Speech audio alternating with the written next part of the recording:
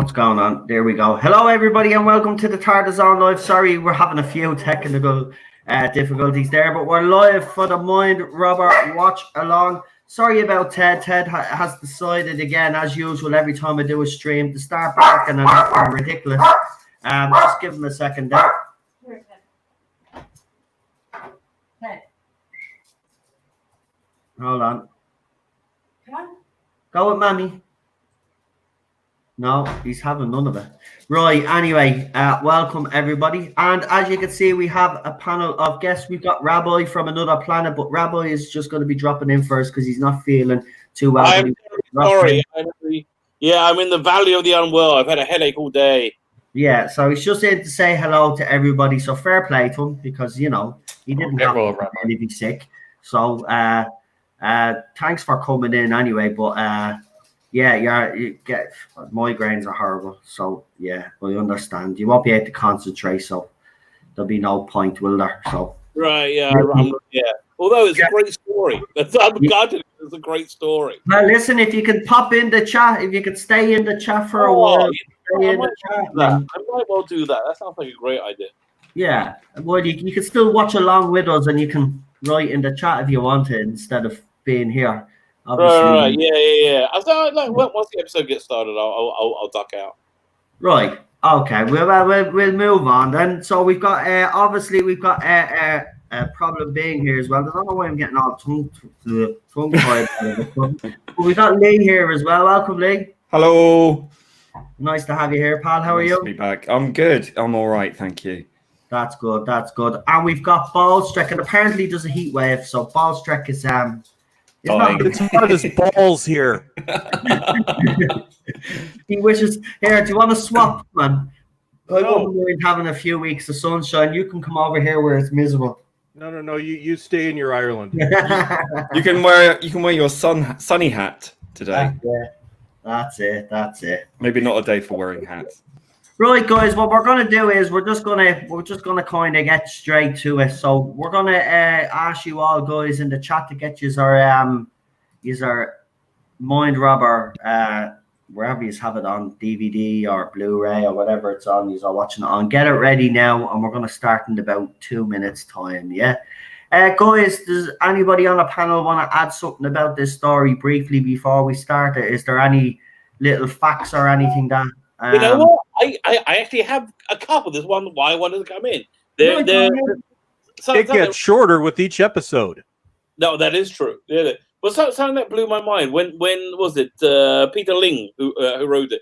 The way this story came about is because it was on much the same way as Sherlock came about, where they had Mark Gatiss and Stephen Moffat were on a train to Cardiff. It had Peter Ling, Terrence Dicks, and Derek Sherwin were on a train together, talking about Doctor Who story ideas, because Derek Sherman just became the script editor and Terrence Dicks was his assistant. So they're talking about it. So he found it interesting because he did the series, the soap operas Compact and Crossroads, and he found it interesting how people thought these characters were real. How they thought they had their own life. They were like really, thought they were real. So he said, wouldn't it be fascinating if Doctor Who ends up in a place where these fictional characters all live together? So it's essentially Alan Moore's League of Extraordinary Gentlemen. It's the same idea. And they knew Victoria was leaving, but they didn't know who was going to be there. So he just wrote Zoe as a placeholder name in the script. Derek Sherwin knew he was going to do the script, and I think that's why Zoe ended up being called Zoe. So he actually invented the name Zoe for the companion. Wow. There you go. A bit of trivia for you. Well, that's why we have you on, don't we? You always come up with little gems as well. Gary, it's the only reason. That's actually interesting. Is there anything else you lads with the Ballstrek, anything about this story that stands out for you, mate? I like the atmosphere. Right. It is a very different Doctor Who story. I don't think there's another story entirely like this one, which it's very surreal and dreamlike. It's very so 60s. That's I was the one who I chose this one, and this is one of my all-time favorite stories. So it's too bad we didn't get more like this, but it makes this one unique. Yeah, And as you can see scrolling across the screen there, hashtag Ballstrek likes hats, by the way. Just to Oh, let you- yes, I do. Yes, he does. We won't get into what else he likes as well, but let's just say there's an American singer out there, female singer out there that he actually likes as well. Would you like to tell everybody? Don't your diss Brittany, Noel. Britney Spears, man. I couldn't believe it when he told me, but I'm a bit of a fan myself. So That's because Ballstrek is toxic. I am toxic. Yeah. Man. Yeah, he's toxic. Hit me, baby, one more time. Oh, for God's sake, Jim, man, that was funny, though. That was funny. Oh, right, guys. Have you got your episodes? The first part ready. Sorry, I'm getting all tongue-tied again. What is going on here? Right, I better get my episode. I'm telling you all to get ready, and I'm not even ready myself. So we might as well get it ready. Where are we going? Where are we going? There. Where's Rabbi again? There we go. Rabbi was very good enough to obviously send it to me again. Actually, you sent it to me on Messenger, didn't you? Did I? Yeah, I think you did, but I know how to do it now, so it's not too bad. Sent you by Twitter? Will that be better? No, it's grand. I know how to do it now, believe it or not. I figured it out finally on my phone how to bleed and copy. And is this it? It is, I think.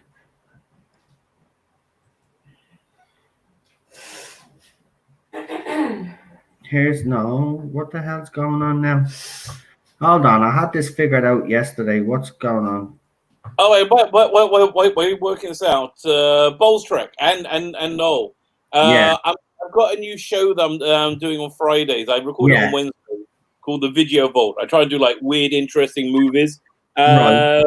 Not this week. Next week I'm doing Blazing Saddles, and it strikes me that both of you might really enjoy joining in on that. If you're available, not this Wednesday, but next Wednesday, please let me know. I'd love to, man. Am I in on that one? No, I work till midnight my time, Right. Monday through Friday, until I get switched again. Well, there you go. Never mind. But I recommend it anyway. Blazing Saddles is. I've got the Blu-ray. Is the antidote for the. It's getting canceled soon too, so I'm actually surprised it hasn't been canceled yet. Live Let Die's got to get canceled as well. We were talking the other day. Oh, everything's getting cancelled. Jesus Christ, man, it's ridiculous. I mean, when is this madness gonna stop? I don't actually want to really get into all of this, but all I'll just say is like, you know, when like, are we gonna erase everything? We're gonna erase our popular entertainment. We're gonna erase history. How far are we gonna go before we decide, or these people decide, enough is enough? Because they've got no boundaries. Let's be honest, these people are never satisfied. Lee, you made a good point. It's never enough. There's always something else, and there'll be something else after this. Yeah, the rules change because they're subjective. They change from day to day, so you better keep up. It's like all the pronouns. They change every other day. They've changed the language again. Yeah, did you hear? You can't use certain words now. I'm sick of this crap. Yeah. Wow. Right, I've got my episode ready. Anyway, guys, and happy Independence. Yeah, we might as well actually, for any American out there that is celebrating your independence. Happy Anti-Colonial Day. Yeah, or if you want to. Exactly, whatever. You think they'd be up for that, wouldn't you? It's Anti-Colonialist Day, isn't it? Yeah. When America ceased to be a colony. Well, listen, if there's people out there, you know, that aren't all upset about all this madness, just go out and celebrate. Look, listen, I know we're on a pandemic and all, but it's your Independence Day. Celebrate. Don't be ashamed to be American.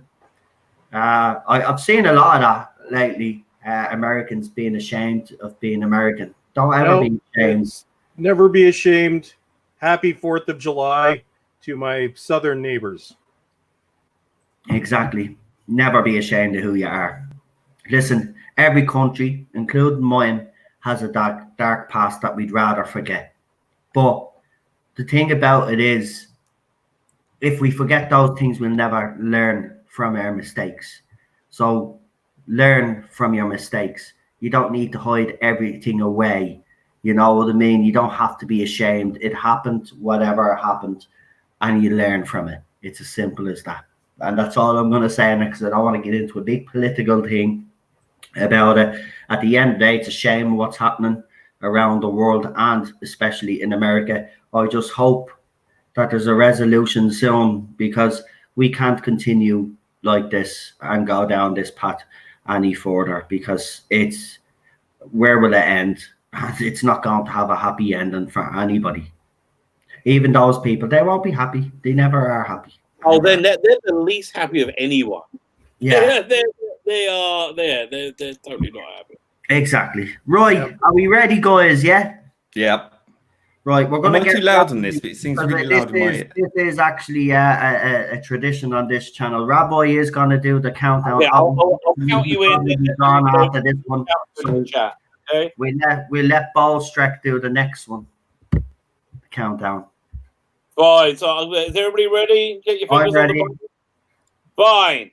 5, 4, 3, 2, 1. Press play now.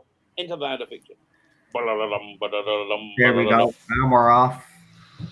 Perfect timing. And there he is. And Rabbi has sailed off to his other planet. Thank you for dropping in, Rabbi. We'll talk to you in the chat.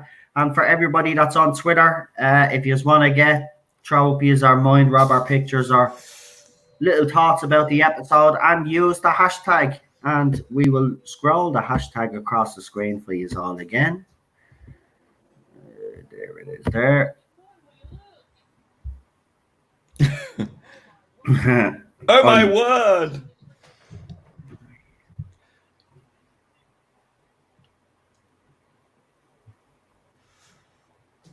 Right, it's been a long time since I've seen this, so I'm glad Ballstreck actually picked this.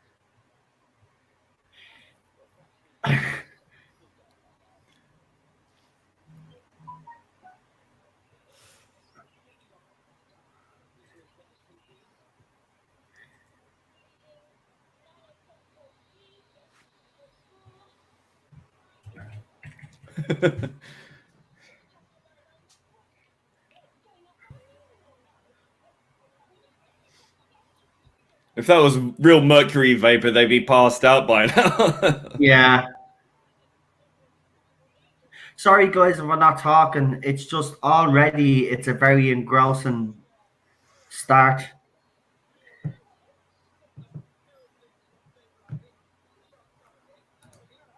I do love that TARDIS console, though. Oh, yes.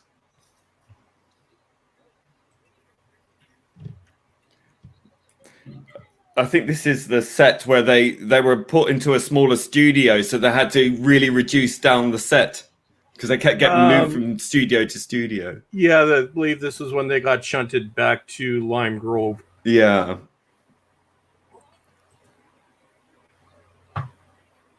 So it's actually smaller on the inside now. They were shooting for the late Hartnell, early Troughton era in Riverside Studios, which everybody liked. Mm-hmm. Yeah. Then the BBC were being dicks as usual, and then put them back.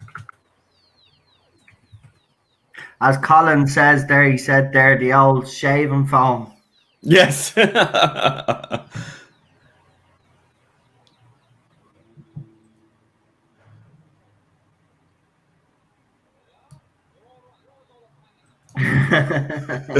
love Jamie.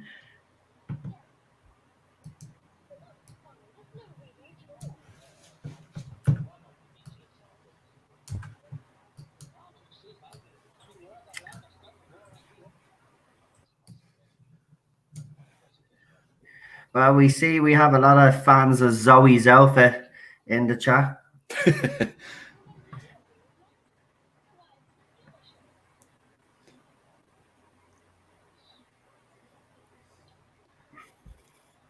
We are nowhere.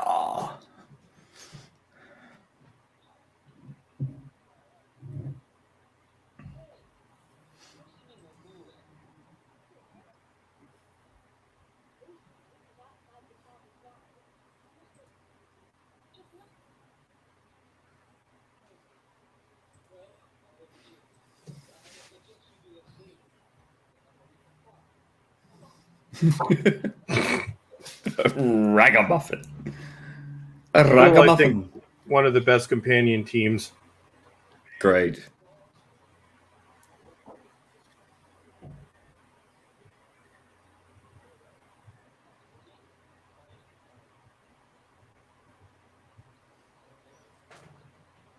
Jules. For me, it's Jamie in the kilt. Good call. Good call.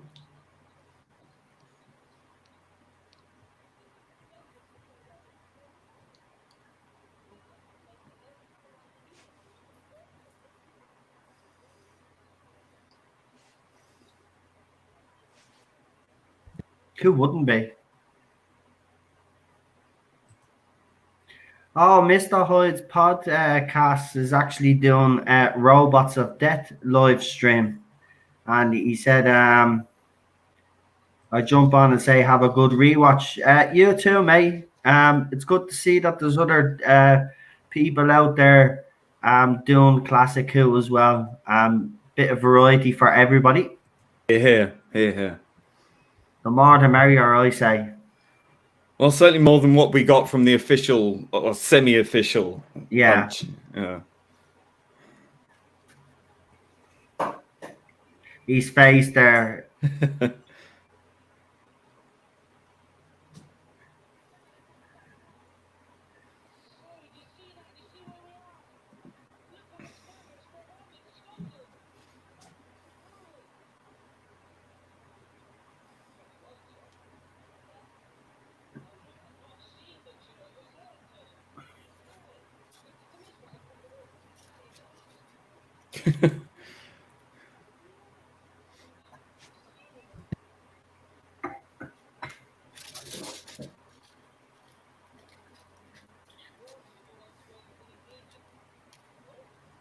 Mm-hmm.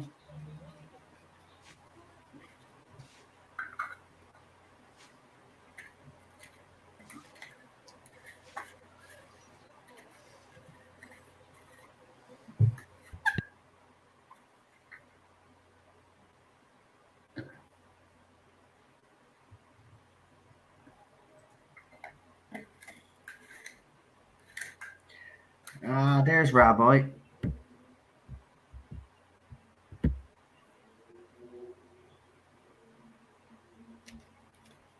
Yeah.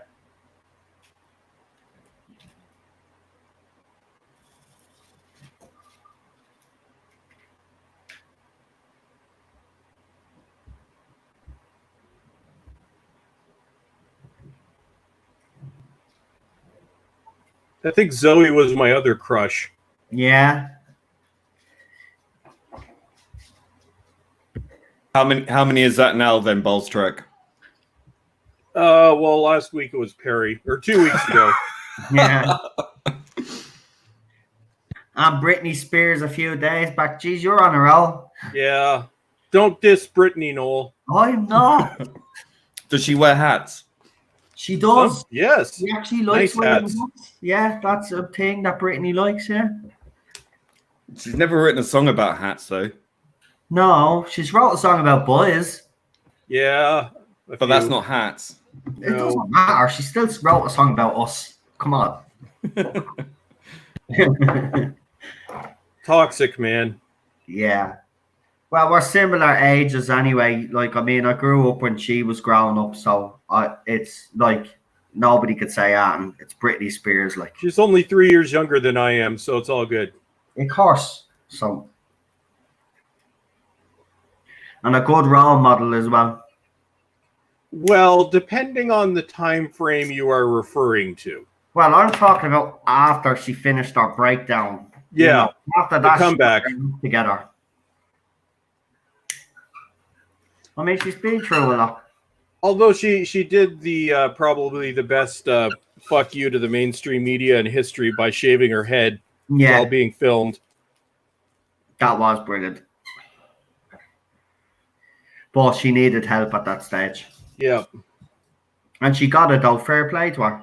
That's what I mean. She knew she had a problem. She went, she got it sorted out. She didn't cry like a little whiny cow. She did what she had to do. And now look at her. She's twice as strong as she's ever been. And she's actually done well for herself. So I say fair play to her. Yep. A lot of admiration for Britney.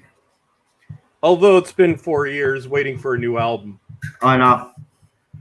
We'll see when it happens. Me and Balchek will do a stream sometime on Miss Spears' music. What for the laugh? What's that? Bolstrek the misogynist likes Britney Spears? Well, damn. Oh, no, I guess I like Britney Spears because I am a misogynist. Okay, now it makes sense. Yeah, it would, because you say you only like her because you're toxic. Yeah. Yeah. Great video. Come on. No, man, director's cut of Womanizer. Yes. Say no more.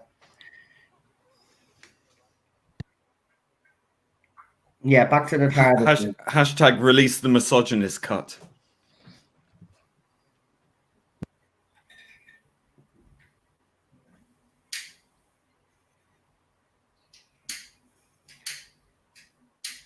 In a white studio. Yeah, it's very good how they used to do stuff like that back in the day, though, and it always looked better in black and white. And any episode that was filmed at Lime Grove, if you look at the actors, you could tell they were sweating and dying. Yeah, it's the same studio where the sprinkler system would go off, isn't it? Yeah, because it would get so hot. Yeah. Health and safety wasn't a thing back then, though, was it? No. Well, it was so cramped that people had to do their costume changes out on the fire escape.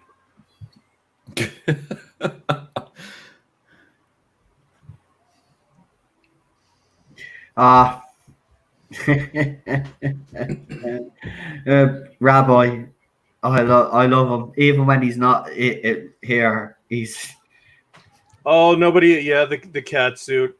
This episode does have a terrifying cliffhanger, but you're distracted by something. I'll let you all figure out what that is. Oh, we all know what that is. Joe K, I actually agree with you. White Studio, Lucas must have seen this hashtag THX1138. If you haven't seen that movie, actually, it's pretty white. I mean, that should be banned because it's too white. Oh my God! Don't start. Oh wait, yeah. Don't start that.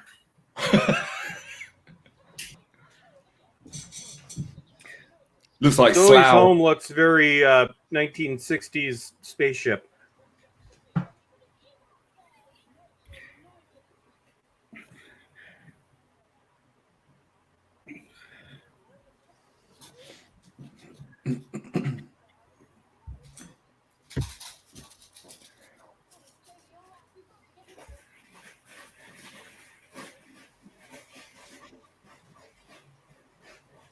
Yeah. Bloody bagpipes again. I love bagpipes. Can't stand it. Maybe it's because Irish people as well kind of play them. It's more a Scottish thing, but I just love bagpipes. There's something that's soothing about bagpipes and emotional. I take it you like corn then? What? The English had bagpipes too, but that's not very well known. No. No, get with the accordion, man. Yeah. My sister played one of them ball stretch. She was actually pretty good. An accordion? Yeah. I took a stab at it while drunk off my ass one night. Oh, that was fun. And one of the sisters played a recorder as well. God, I remember having to do that at school. Play the recorder in a or the tin whistles school here. music thing at the I local played town the hall. saxophone. Oh, look at these. That's creepy, man. Oh yeah, no, this episode is very well done. And people at the time were saying the show was diminishing by this point. Well, maybe in ratings, but in terms of creativity, I love Troughton's final season.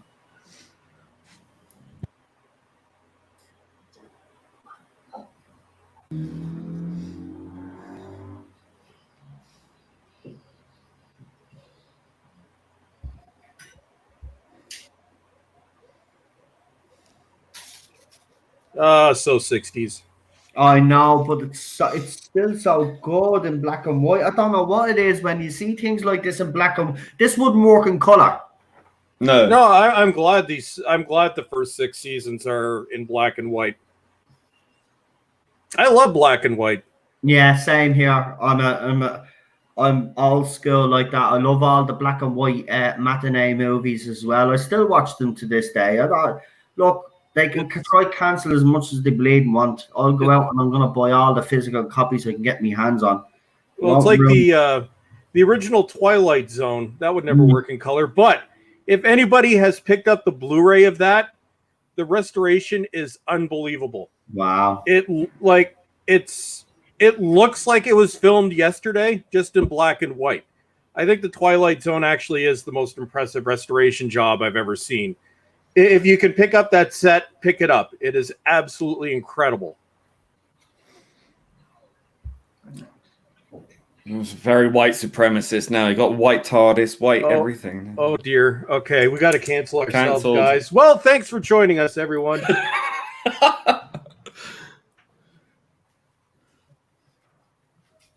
Rabbi makes a great point there. You're right, Rabbi. I mean, we're not really talking that much because it's this good. I'm glad Ballstrek picked this because it's been a good while since I've seen this. I was going to do the War Games, but we'd be here till like, and that is a great story as well. We will get around to that, but that one's going to have to be done in 2 parts. Or do it in 2 weeks, over 2 weeks or something. So much more engaging than anything in the last 2 years. Yep, definitely, Rabbi. It's sad. Creativity has gone to pot. It's sad though, because you think it would get better over time. But no, because back then you had to focus on the story and you actually had to be creative. Yeah. Because you didn't have CGI. You had to be inventive with your effects. Yeah, so you actually had to care. Limitation creates the perfect sort of storm for creativity to fester. Thing is, I think people have just been promoted upstairs all the way through the BBC. So if they fail at anything, they just get promoted. So they just end up taking, and mediocrity breeds mediocrity because the last thing they want are talented people around them to show them up. Exactly. Yeah, right. Spot on.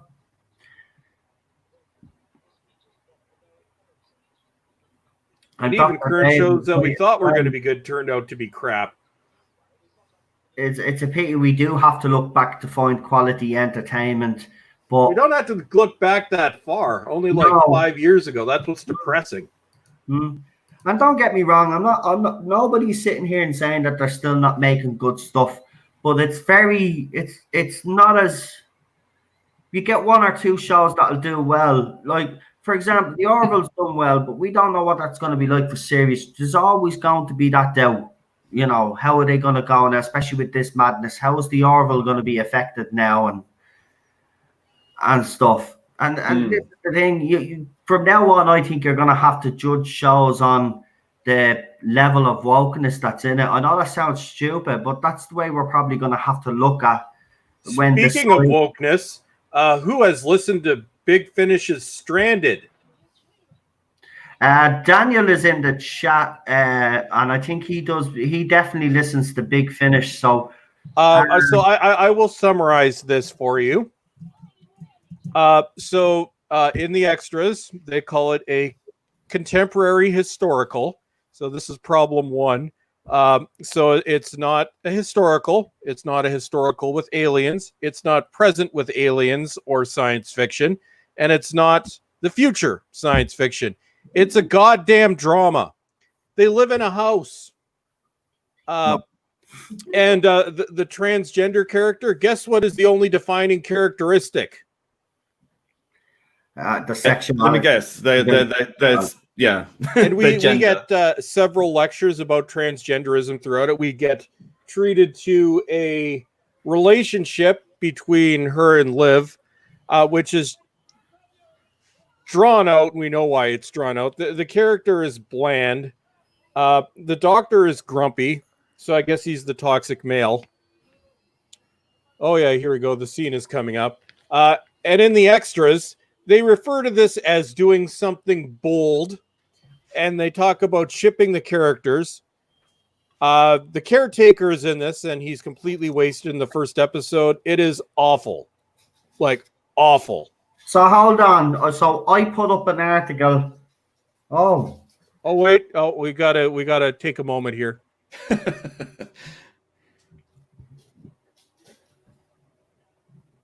There you go. Oh, hi. Hello. I'm assuming there's an I wonder if they were aware of that when they were shooting it. Oh, I think they were aware. But it's a terrifying ending. Like, horrifying. Just like Stranded is horrifying, but not in the same way. So yes, Big Finish has gone woke. So R.I.P. Big Finish. I did a video on this where the actress, the actress comes out, the transgender actress comes out and says that this story won't be defined by. So you're telling me that basically her character in that argument is actually she does have some throwaway slide plot, but her character it's all about the transgenderism. All she talks about during the interviews is transgenderism. Which isn't a character. That's not a character. No, that's a trait. Character. Yeah. That's all it is. It's not development of a character. No. I sat through all 5 episodes. It's awful. Are you doing a review? I might if I have time. But, why don't you do it with Daniel, man? Daniel do a review with you. I think he's ordered it. Have you ordered it? Well, we'll discuss it, Daniel. But right now, it won't be for another month or so because I have like a few hours on Saturday to do YouTube. Other things. He's doing other audios at the moment. But yeah, that does bleed and sound awful. And and the interview. It's a soap. I'm not making this up. Wow. They live in a house. The TARDIS is gone. Wow. There are no aliens. It's a goddamn soap opera. Wow. In 2020. And who's the writer? Hold on. You said that in the little extras. They said that this was something bold. It was bold. They also talk about shipping characters, right? In a serious way. Have they not watched EastEnders? Have they not watched Hollyoaks? We've plenty of soaps, mate. It was written by Matt Fitton, David Barnes, Lisa McMullen, John Dorney, the regular people. And they said, this is something that we've been planning on doing for a very long time, a change of direction. Big Finish, you don't have the goddamn license fee. Nobody's going to buy this shit. Don't bastardize the 8th Doctor. You make good shit. This is not good shit. This was fucking horrible. It's actually funny that when a certain person piped up last year about how many female writers were writing for Big Finish, all of a sudden they're gone woke. They must be terrified of this person, and I think some of you know who I'm talking about. Yeah. But this is getting ridiculous now. If they want trans acceptance and they want to write trans characters, then surely the best way of writing a trans character is by really not acknowledging that they're trans and just focusing on their character. There's a scene in it because the Rebecca Root character and Liv have a relationship, and there is this one scene where she goes on about being trans, and I'm like, this is so out of place, and it goes on throughout the whole thing. Right. I mean, you could probably address it in like a 2-minute scene, and then that's it. You move on, and then you evolve that character, and you let them in the real life situation. The whole thing about the whole thing is they have other stories, but this story revolving around this character is mainly her relationship with Liv. Right. And it's just it's awful. And you can even tell Paul McGann and the extras really sounds like he doesn't give a shit. Oh, he's back. Okay, you totally put me back in by talking about Stranded. They said they put the entire bloody thing around this trans character, and they didn't mention that she was in the pre-publicity until like a month beforehand when they put it out for people to buy, like 6 months ago. Yeah, they said it wasn't anything about it at all. And then in the extras say that was the first character they came up with. It was super important for them. And I was like, really? What? You don't here's the thing. Trans people were completely accepted in Western society up until about 2 or 3 years ago when we said we weren't allowed to say there were only two sexes. Like, can you think of another marginalized people that had a beloved musicals written about them? It's the most protected group in society. I mean, for God's sake, really? People who are really genuinely reviled in society aren't fondly thought of. Nobody cared if somebody was trans until a couple of years ago. It's because these idiot children have nothing to do with their lives, and they when I say idiot children, they're 30, they're 40, they're not married, they're not having kids, they're still doing the same idiot things they were doing when they were 18, and they want to have some meaning in their life, and they don't. And so they make things up that they can fight for. They make up trans rights. Really, everyone's fine. Well, I'd just like to say as well on that subject that organisations like Stonewall and Terence Higgins Trust and all that, they threw the gay community under the bus to fall over themselves for the trans thing, because we won everything we needed. We got our equality. We got our equal rights. We actually had more rights because people could have civil partnerships and marriage, whereas straight people couldn't. And that was only a recently evolved change where now there's parity. But no, there's no parity here. This is like a sort of equivalent of an emotional protection racket. Yeah, it's in some ways it's a supremacist movement. It is. You see here, I can sum up why so many people are frustrated with this in a couple sentences. It has nothing to do with what you identify as, who you're in a relationship with. Most people don't care.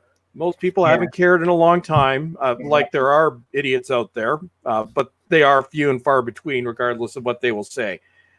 What people are angry with is everything has to be about you. Everything. Yeah, it's legislating the entire world to conform around this tiny sphere of people. And whilst I am quite happy to ally and say, yes, they have every right to exist and to enjoy their lives in peace without being persecuted, when you have to legislate that everyone has to sort of bend to this sort of gravitational lensing effect around it, I don't think that's the correct path to go. And when you've got activists speaking, but it's activists. It's the activists who are the loud minority voices who are speaking for the entirety. And I don't think that the entire trans community are hell bent. Oh no, they're not. Deal with this at all. They are actually.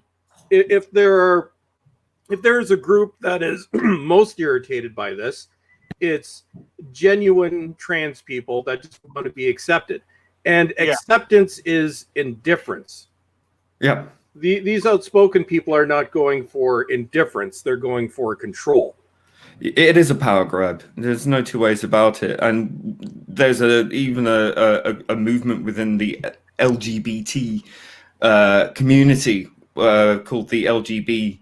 I can't remember what the LGB something or other, but they say, well, we are not.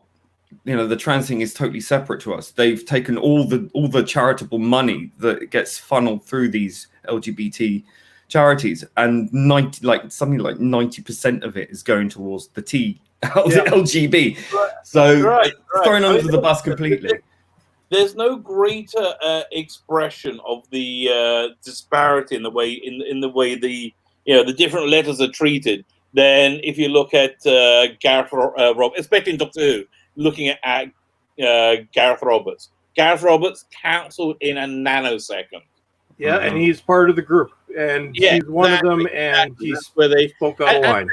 Going back to Strand, the thing that really irritated me was the idea that Liv, Doctor's companion from the future, says, in the future, where everybody's trans, gender's fluid, sexuality is fluid. Yeah, it was a very odd scene. Out of nowhere, it's like so it's just postmodernist propaganda.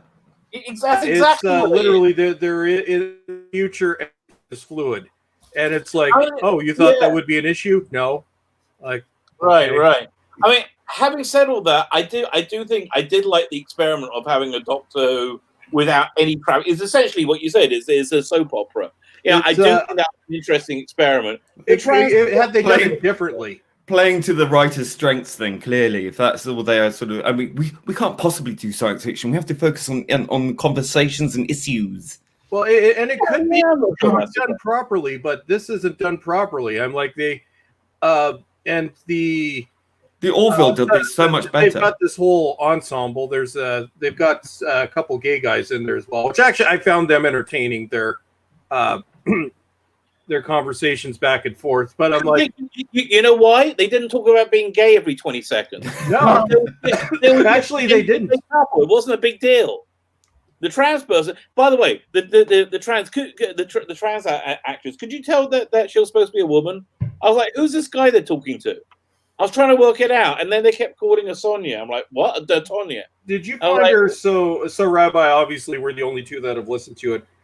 Did you find her performance bland as hell? Yes. Like there's nothing there. Yeah, exactly. And again, the thing they say very clearly in the extras, this was the cornerstone they wrote it around. Yeah.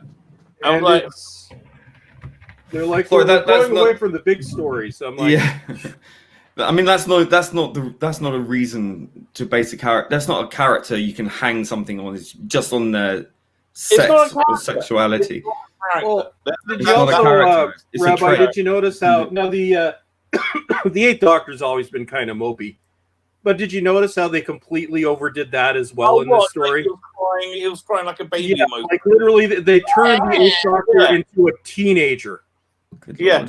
No, I do. I mean, again, this is all about elevation through suppression of the other characters, isn't it?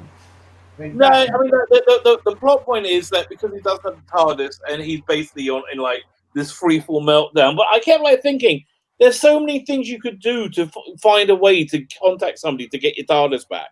There's so many options you have in 2020. Like really, so that just seemed. They think that's the thing that really didn't work. They try to say, well, in 2020 because there's no unit, there's nobody he could really contact. It was like, you just go to Torchwood. What's the big deal? The Doctor just complains and has hissy fits for 5 episodes.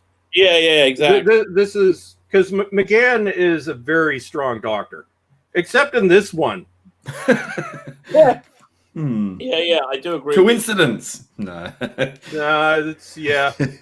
Well, because I listened to these at work, and I listened to these 5 episodes and the extras twice just because I couldn't believe what I was listening to. Yeah, there are only 4 extras on the 4 episodes on the first in the set. There's 4 extras. There's 5 discs. The 4 episodes, the 5 discs.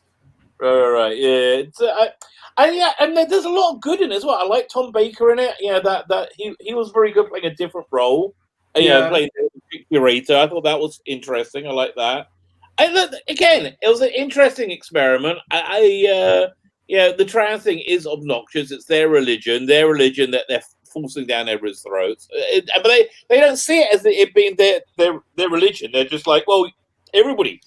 Well, it's a rush. It's a rush to validate, and it's a rush to push this thing and to be seen to be doing something rather than actually focusing on developing a 3-dimensional character.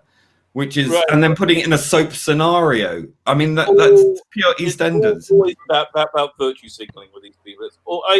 They had the actor who played the black astronaut, who from what's his name, 10th Planet, passed away over the weekend. Yeah, I saw that. So if you go on any of the, my Twitter thing, I saw all the woke Doctor Who fans like making such a big deal about lamenting his death.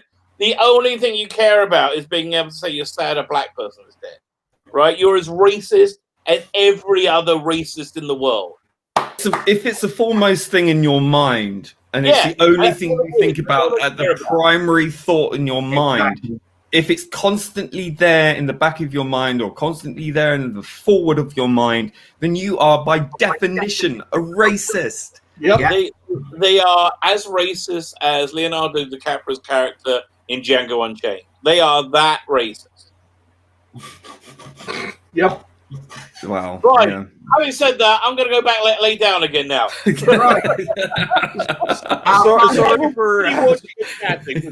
for dragging it back. I had to say something about. I could have not come in. I was like, what? Fine, I'm going. Glad you did. Take care, man. And you've already been controversial, so get out. Stirring up a hornet's nest. Right. Adam has left us a $10 super chat. It's been here a while, so I just want to read it out. He says, when you're dealing with so-called Whovian, realize that they are not fans as you or I. They are not fans, those who follow this era. They are activists. Their sole purpose is to push an agenda. Of course it is. Well, listen, ever since they cast the woman, there's been an agenda. Listen, as soon as she was announced, that was agenda. And it's been agenda ever since. And look where that agenda has got them. Well, they've ruined it for everyone else. I mean, if a bunch of 40-year-old, this is what I've been getting lately, a bunch of 40-year-old men giving out about Doctor Who. Well, clearly you don't watch me streams because we've had plenty of women on here too, and younger fans. But the thing about it is, it's not just 40-year-olds giving out about Doctor Who. 7 million households have turned off. So the general public also, the casual viewer, has had enough. So, that rhetoric that it's only a bunch of geeky men in their mid-40s or whatever, or loners or virgins, as you call us, and all this. Half of us are married and stuff. Like, it's ridiculous. Like, leave it out. Right? Well, I mean, what they're doing is they're ruining it for any other actor who might be in a minority group, let's say, like a black actor or whatever, because they're going to focus solely on that. And I think that's such a waste of a character. If you're just going to focus on very superficial inherent traits, that every story will have to revolve around that. It's going to be completely distracting. You're going to throw away any possible storylines because it's all going to be so oriented around issues and conversations that you're not going to draw anyone in. People don't want to be lectured, they want to be entertained, and this is something they have to get to grips with, because this overreaction is cringe, pure cringe. I agree. And we will all get on board if there's a great story, and if we can just sort of gloss over all these superficial traits that we can't change about ourselves anyway. So the only way you're going to get acceptance is by just pretending like it's nothing. To move on. Move forward. That's progressive. And with that said, we're moving forward. Let's go and watch the second part, because there's a few people saying, are we watching the second part? Yeah, get on with it now. Of course we are. What happens when we do Watchalong, right? I mean, it branched off into a conversation, and obviously, like we just brought up because obviously when we do this, we're always going to compare Classic Who to what's being shown lately. We always are. Unfortunately, it's a natural reaction of fans. We're always going to look at the thing that we hate to the thing that we love and compare the both. And sometimes the conversation might go back, but we're back. We're back now. So we'll get to watch part 2. He's already there in the chat. Balstrek, would you like to do the countdown this time? 5, 4, 3, 2, woke. Nobody got that. I got it. I pressed play straight away. You go woke, you go broke. And that's it. And you know what? That's a simple term, but it's the truth. That's what's happened. Hope you're listening, Nick Briggs. Here, listen, just to tell you how pathetic they are. They got the hashtag trending in number 20 something. 28. Doctor. Did you see that the other day? 28. It was trending. 28. 28. We are the doctor. All the little. Did you see my one where I did one with like the blue steel look gif, and I put we is the doctor with a K. So narcissistic because everyone was just posing, looking like they're doing their duck face, going, we are the doctor. It's like, yeah, the doctor isn't that narcissistic. Well, listen, hashtag no, you're not.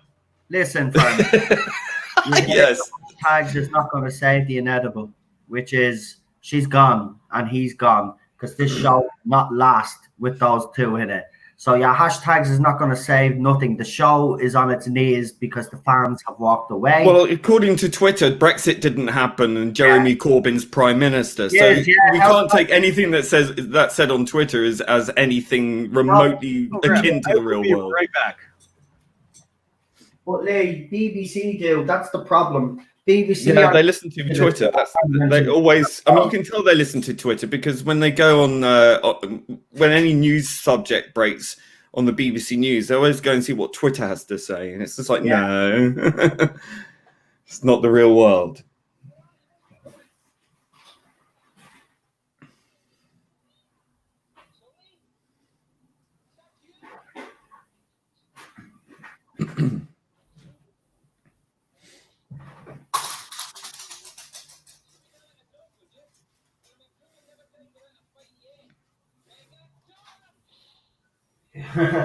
Whoa.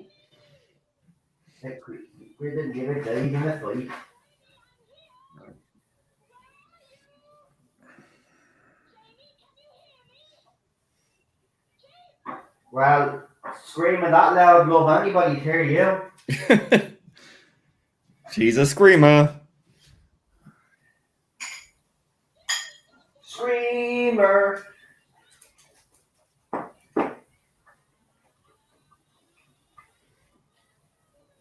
Ooh. Ooh. Gayest door ever. What is going on?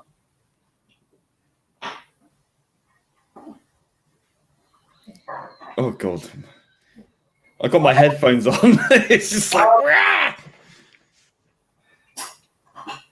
Yeah, the atmosphere. I have to agree with Ballstreet when he was saying, did he say, I think he said it on air, where he said the atmosphere in this one is very good. I have to agree. Even there's a little bit of a horror element going on as well. Yeah, I was just thinking it's got a bit of a Hinchcliffe-y kind of vibe.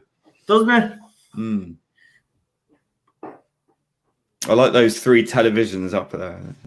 Yeah. That is so 1960s, though, isn't it? Yeah.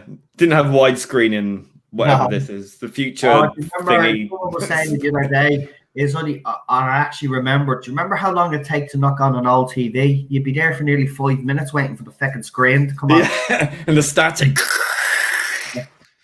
Jesus, man. I remember when the BBC would close at night and the national anthem would come on.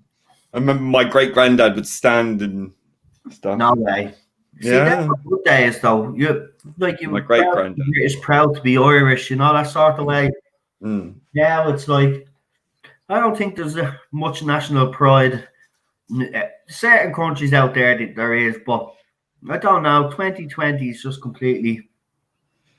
Well, it's a demonization of Western culture now. So you're not allowed to be proud of anything. No, you're gonna be proud if you're gay. Apparently. Yeah. I put up a Peter Capaldi video earlier on when he was talking about Doctor Who. I'm telling you, the man's a legend. I love him. Yeah, he's lovely. I would have loved him to meet Patrick Troughton, though. I did some film extra work. I did an advert, and we filmed with Brian Blessed. We did it. He was brilliant. It was so funny. He was giving us loads of anecdotes and stories in between takes. He was fantastic. And but it was filmed in Patrick Troughton's old school. So there were pictures of him everywhere. It was really interesting.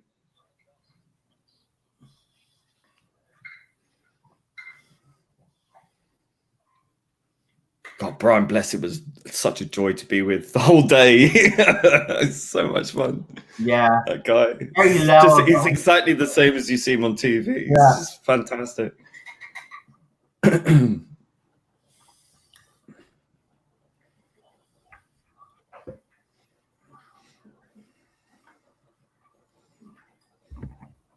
Daniel says he listens to the Flower of Scotland every morning. Good man.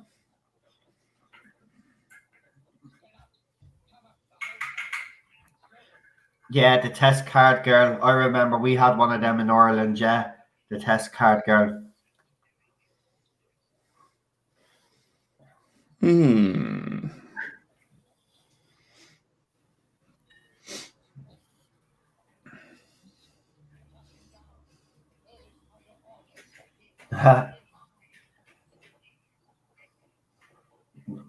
Oh, here we go.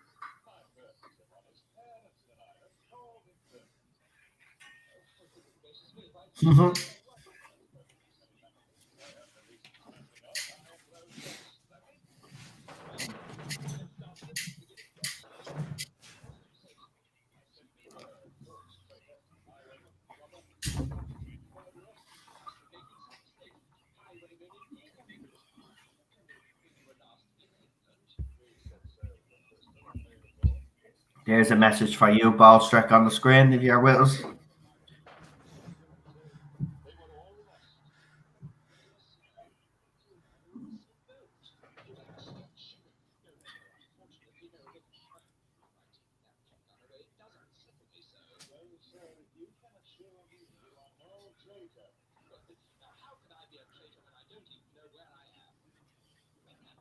Where am I?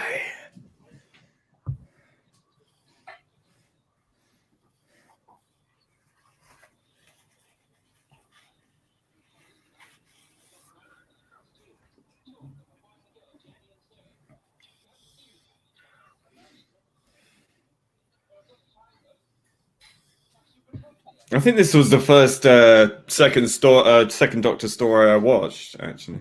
Was it? Actually, for me, it was the second. Yeah.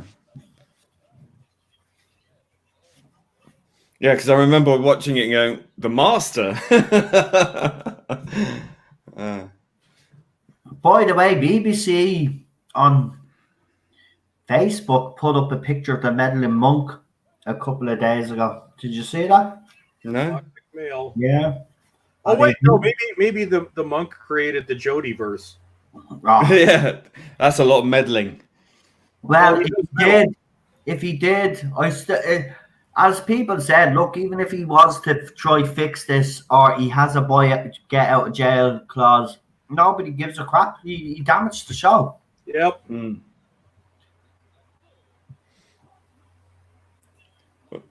Well, this is the scariest, chilliest version of the Railway Children, isn't it? Yeah. To get you to their side. Oh no, it's Antifa. I was about to say that, yeah. It's proto Antifa.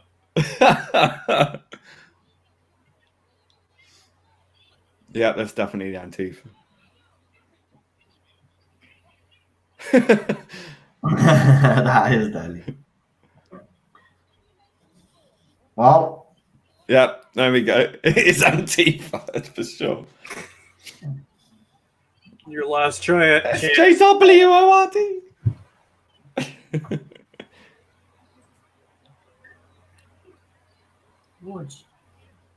Oh, Bull's track. Brilliant Howdy, edit. my Canadian brother. Hope all is well with you in the great wide north. I'd love to chat on a live stream sometime. Absolutely, my friend. When I get back to doing them, but yes, the Great White North is hot as balls right now, but it's good. We're Texas now. That's it. All you need now is a few oil rigs and a cowboy hat, and you're sorted. We've been over 100 degrees for what, a week now? Wow. Man, I wish I had weather over here, man. Unknown 289 has got an interesting suggestion there. What's that?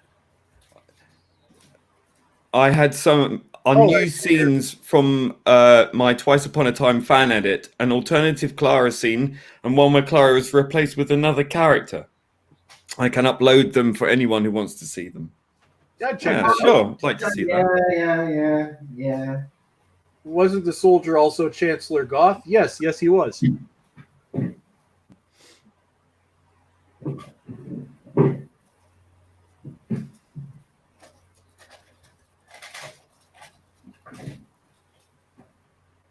It's a puzzle.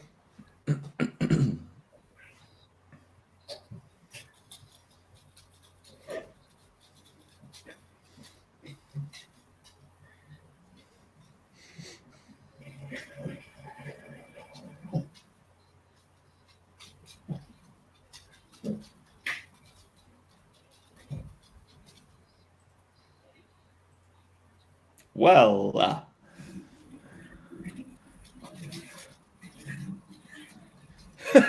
Oh dear, Jamie got the big box.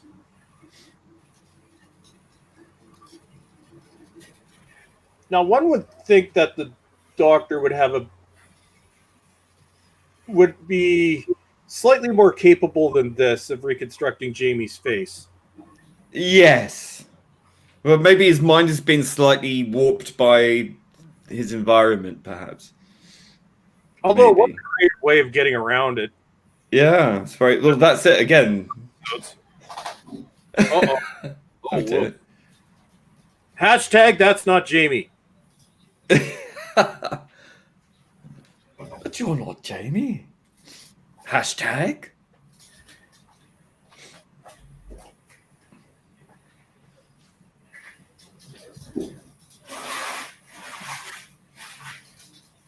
I bet he loved that. This character actor going, cool, yeah, I get to be Jamie and Doctor Who. Jamie's regenerated. Yes.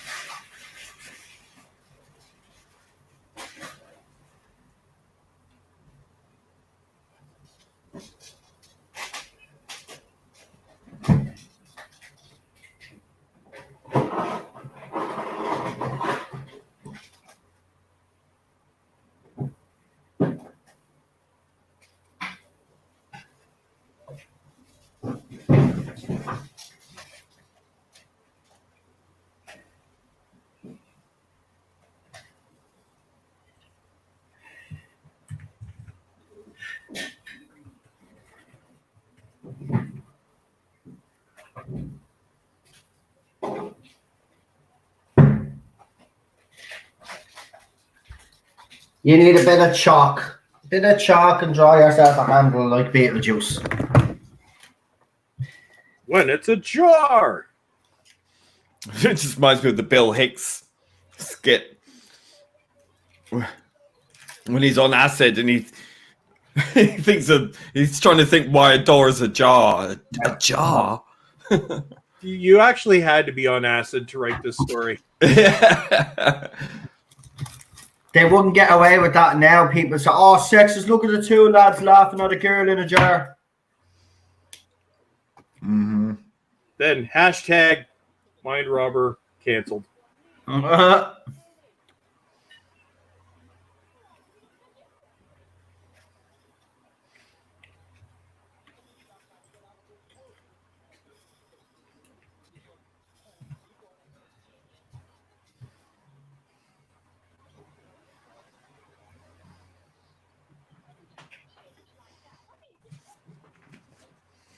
Not if you live in Hollywood, darling. Yep.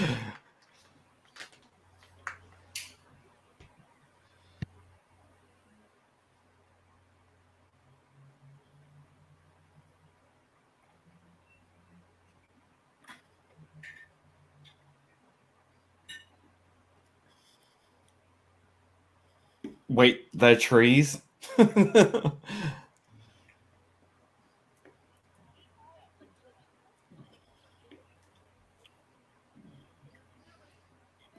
can see right up your kilt there, Jamie.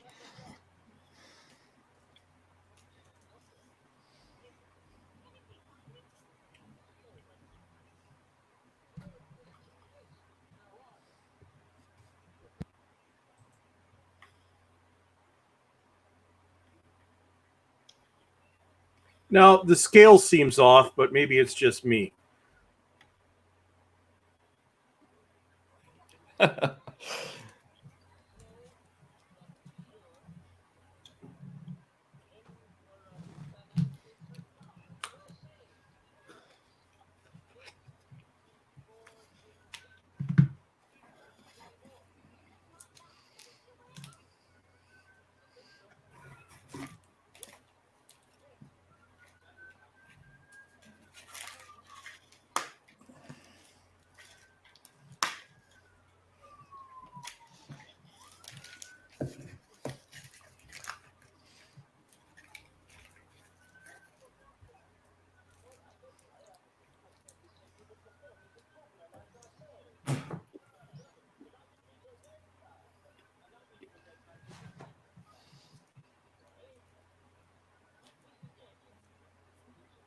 Or is it? Fake Jamie.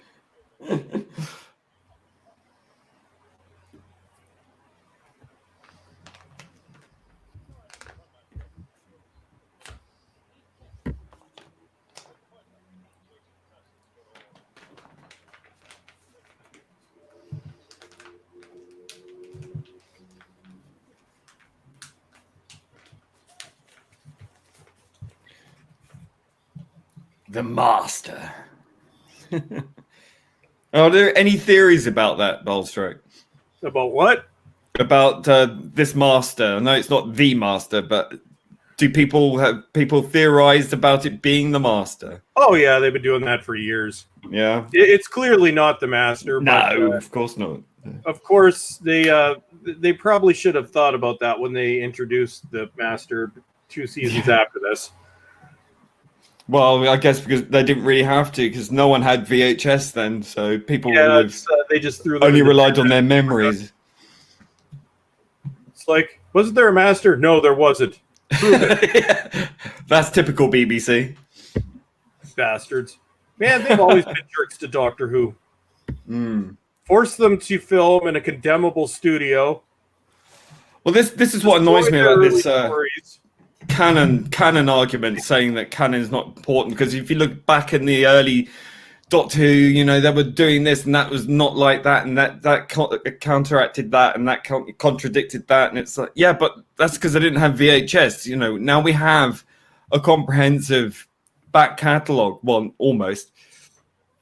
You know, there's no point trying to make it worse. You know, and that's exactly what they've done. They just went and made it worse. And there's no really good excuse for it. Nope. Well, there is an excuse. It's just a terrible one. Oh, Daniel, how dare you take my horn to you, you bastard.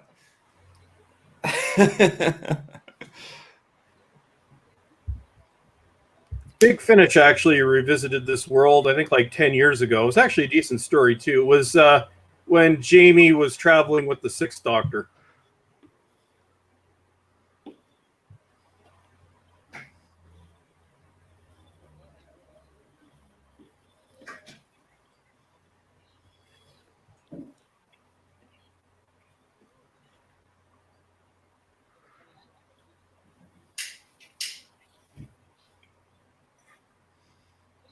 That's my stomach rumbling.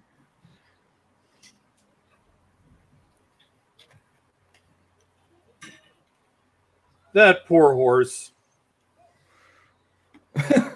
They took a horse and stuck a horn on its head. It's a brie pony.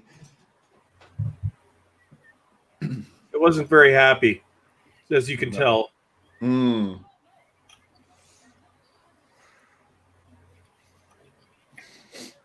Although they did have an elephant on set for the arc, along with the snake. Being stampeded by a single unicorn, terrifying. So, part 2 done. Are we ready for part 3? We'll just get straight into it, yeah, because we got then what? It's a 5-parter. 5-parter, so we might as well go for part 3, and then we can take a break, quick break for everybody to go to the toilet, and then back with part 4 and 5. Okay, Bolshak, just do the countdown straight away. We might as well keep going. Are we pressing play on Woke? Yeah, no, we're pressing play on Not My Jamie. Oh, So 5, 4, 3, 2, 1. Not My Jamie. and we're away once again. The Unicorn is now a co-host of Brie Larson's new channel, which has flopped already. Oh yeah, I wonder if they've deleted more dislikes. I'm gonna look at that. Yeah. Has anyone actually looked at her channel? Oh yeah. It's Um, awful. It's a virtue signaling wank video. She's doing it so she unbelievable. so those of us who criticize her can get banned from YouTube, but YouTube is banning everyone anyway. Let's see what's that. She is so bland. It's unreal. Yeah, so I made a decision. Number 29 on trending. Wow, what a shock. Fucking No. 69,000 upvotes, 35,000 downvotes, and that's after a bunch were deleted. Yeah, I bet.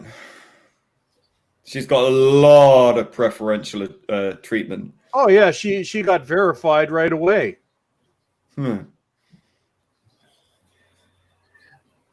But yes, we because Brie Larson is now a YouTube creator, you can't criticize her. No. Immune. Damn. And she will have us canceled. Oh, of course she will. She just have, yeah, you have to be careful when you go in and say that on her channel. But I think it's just supposed to be ignore her completely. Just go in and just write Brie Larson, you're a plank. She won't be able to say it. No, it's going to be deleted. Oh, yeah. These comments are curiously not reflective of the like-dislike Oh, she's going to have a whole team on there, you know, policing it. I'd just like to ask her, is it true that she threw her boyfriend out of her gaff because she couldn't take being beaten by a man? Oh, she's a terrible person, probably. She's a narcissist. She's the Karen. She is like the antimatter of pleasantness. You know, she's a black hole of personality. Oh God, she's vile. I mean, she's condensed narcissism. Yep. Oh, the magic webs. Yeah, Halloween. That's it. Well, she live streamed with the cool people on the YouTubes. I guess those are the ones that don't get. And I bet they all hate each other as well. But they're just like plastering on their fake smiles with their fake platitudes. Yeah, you know me. I'm never one for licking anybody's. It's just a smoke up arse blowing session. Yeah. Oh, it is. Oh, actually, to all the fans out there, this stream is going out live from Notre Dame. For any of you that don't know, apparently I'm Quasimodo of YouTube. So welcome everybody. The bells. Saying that I have a hump on my back. I've always had. I'd rather grouse than bells. Bells whiskey is not so good. So, yeah. Bit of famous grouse, much better. You think all these insults, like, actually you know. Well, it's so childish, Noel. It's pathetic. By the way, that was my nickname back in the day, so it doesn't bother me. You see, you forget. When I was growing up as a kid, I wasn't shielded, you see. And it was tough. And I was bullied a lot. Oh, one thing that's funny, Derek McManus just brought it up. Just try typing any of our names into Brie Larson's pinned post. You can't do it.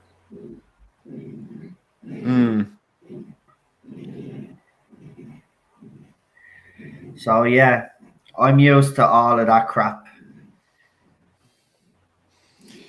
And especially being on YouTube, 3 years altogether, having to deal with all this crap, and then on Facebook. Well used to it. That's why I don't do Facebook, man. I just fight with people on Twitter, which I seem to spend Saturdays doing now. Yeah, I'm thinking now myself, because there's a lot talking about it. They're thinking of leaving or maybe reducing what they just. I might just put my streams up on Twitter now from now on, instead of actually interacting with people on Twitter, and just interact with people on different platforms instead. So Bolstrike, my Twitter is finally. I'm finally off the naughty step. I'm nearly a month later. You exist again. Yeah, and you know, even though they failed to deal with 3 appeals and cancelled my appeals and didn't answer a single email until the day before yesterday, and they said, "Oh, we apologise. It looked like it was a mistake." And I had been flagged multiple times. And Noel, Tarda Zone is blocked to what, from Brie Larson's YouTube channel? That'd be funny. I did interact with her. I actually asked her out straight if she actually was that great to throw a boyfriend out. Maybe she didn't like that. But Alpha Omega gave me a $10 super chat, and he says, "I love the Irish, have some money." Jesus, if everybody was like that, I'd be a millionaire. You can't be any more Irish than Noel. Thank you very much. I really appreciate the Alpha Omega. I just pulled your channel up. I love the quote. "My sexuality is not my identity. It sure as hell isn't yours either. I don't need a flag. Fuck off." Brilliant, mate. He's a legend. He's a fucking legend. Yeah, I just find the whole pronoun, people who actively put their pronouns, is, oh God, what the hell are you thinking? I'm even blocked. Oh, for God's sake, Derek. Well, we know why you're blocked, Derek. Oh, Jesus Christ, man. That woman needs to get in touch with reality, man. Like, some people don't like you. Get over it. Loads of people don't like me. Yeah, it annoys me. Of course, it annoys you, but you know, you grow thick skin on this platform. Trust me. Just get over it. But you know what? People who live in bubbles are bound to one day run out of oxygen. Yeah, that's why I've decided I'm not going to actually engage or talk about. I have absolutely zero interest in engaging with that person. Oxygen, then that's it. If they want to keep taking clips of me videos, go ahead. If they want to live in a bubble, if they want to live in a world where everyone disagrees with them, then go for it and knock yourself out. The real world will carry on regardless. Yeah, exactly, and I'll still continue to say what I say, and I'll still continue to have the same views that I have. And if people want to take them out of context, well, then that's their problem, not mine. I am not going to be bullied off this platform or off Twitter because people, and I'm telling you now, right, and people can say I have a big head. I know the other side fear this channel, and yous are right to fear this channel. Yous are right to fear this channel, because I tell you one thing, I'm the only Doctor Who channel out there that is as raw as I am, right? I'm the only Doctor Who channel that actually will go out there and say and no filter. That's the way I've always been. And if people don't like that, that's fine. If people do, they'll come and watch me. It doesn't bother me. Nobody's going to stop me from doing what I do. And when Series 13 comes along, I'm going to have the time of my life.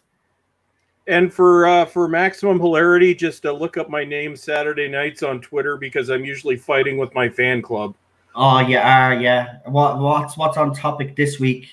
Well, I'm doing another live stream after this, so I don't know how much fighting I'm going to get done this week.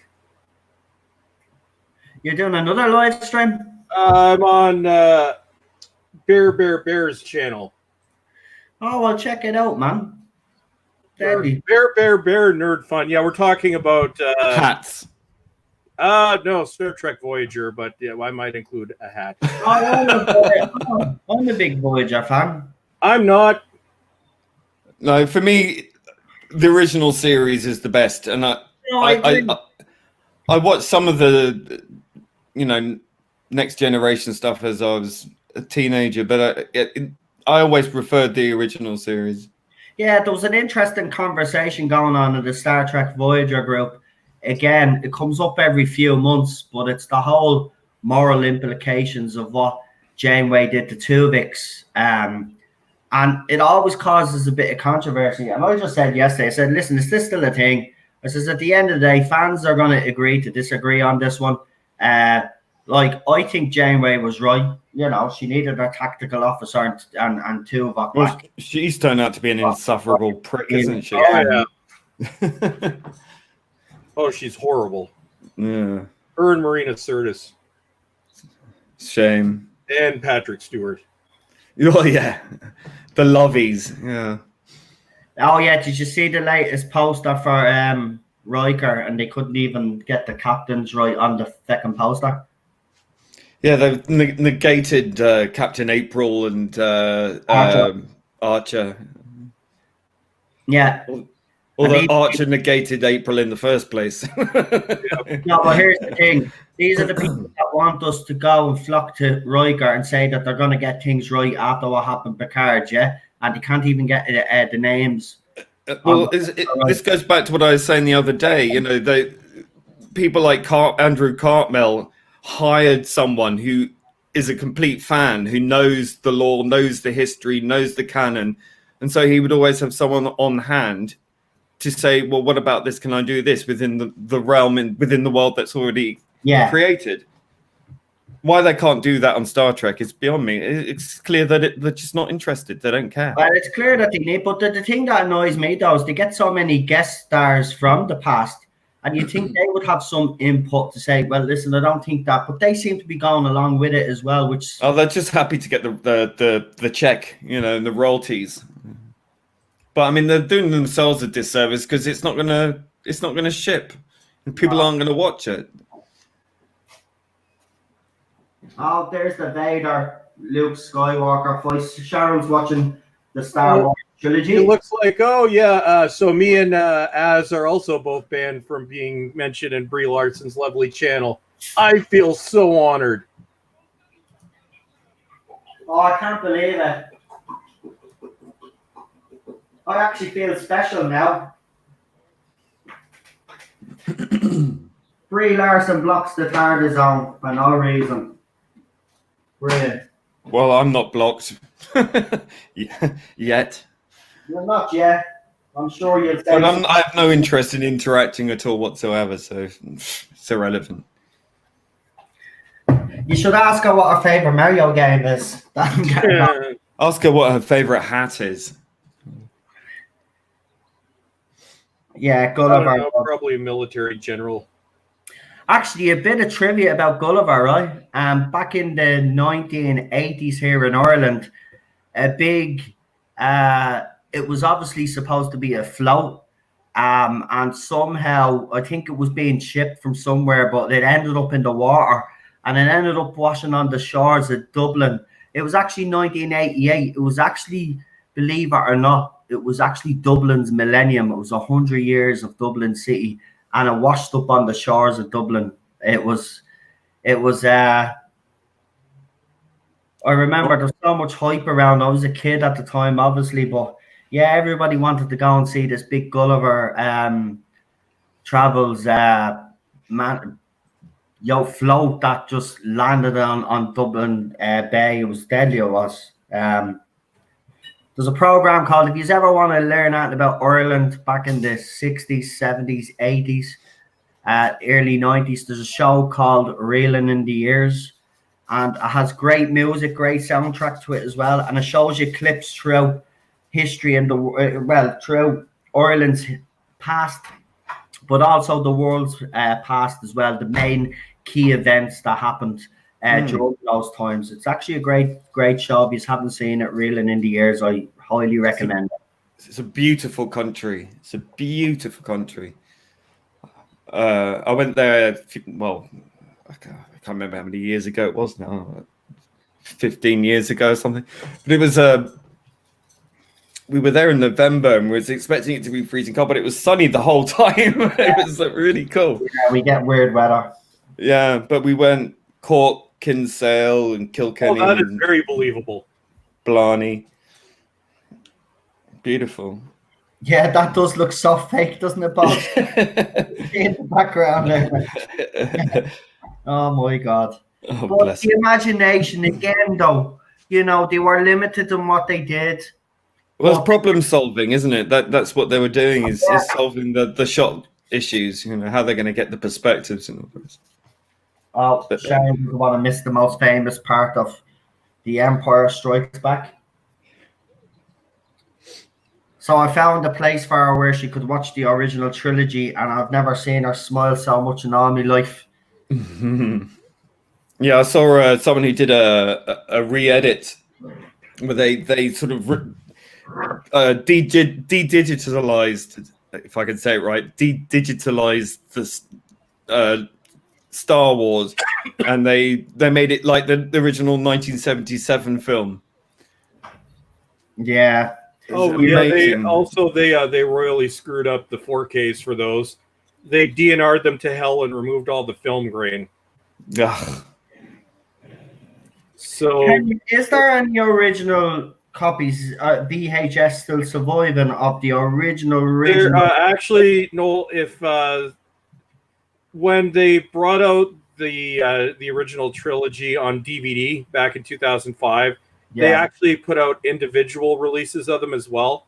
As an extra, those actually have its letterbox, but they have the original uncut VHS version. They can't do a recut because George Lucas massacred the original film prints to make his bastardization. Yeah. This is what this group of people did. They actually went and de-digitized everything, removed all the stuff that he put in, and they made it go. They made it back to the original 1977 release. Well, right now it looks fantastic. I'm kicking myself for never buying those DVDs because forever they were in the $5 bargain bin, and they've been out of print for well over a decade now. But I never picked them up, and now I believe they go for a small fortune. Yeah. No, I don't think they were available in Region 2, though. I think it was just Region 1. I'll have to research, because I mean, I remember I watched it on some website, and it was exactly like it was from the original version. And then I believe I sent you the link before, and it got taken down, unfortunately. Yeah, bastards. Yeah. We don't. I mean, if it's not available anyway, I mean, it should be made available for people who are purists, who want to watch how it looked like originally. If Disney actually gave a shite, then they would re-splice the bastardized film back to its original form, because obviously the splices still exist. They just need to be put back in place. Yeah, and that's what these guys transfer, and there you go. This is what these guys did. They went through every single frame of that film and removed it all and cleaned it up and everything. It looks fantastic. I mean, if they could just get in contact with them and go, okay, we'll release it officially. Dr. Dave. Imagine how long it took them to get this scene. Oh, days and days.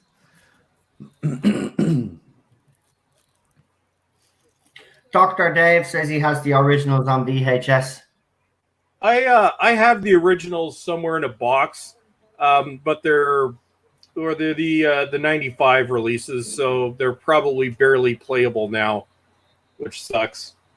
You need to be able to get them and copy them across to a hard drive. You never know, man. You might get they might still work if they haven't been touched and they're still in their boxes, or their cases, I should say. They should be. Well, no, VHS starts to degrade almost completely after about 20 years. So they might be playable, but they look like ass.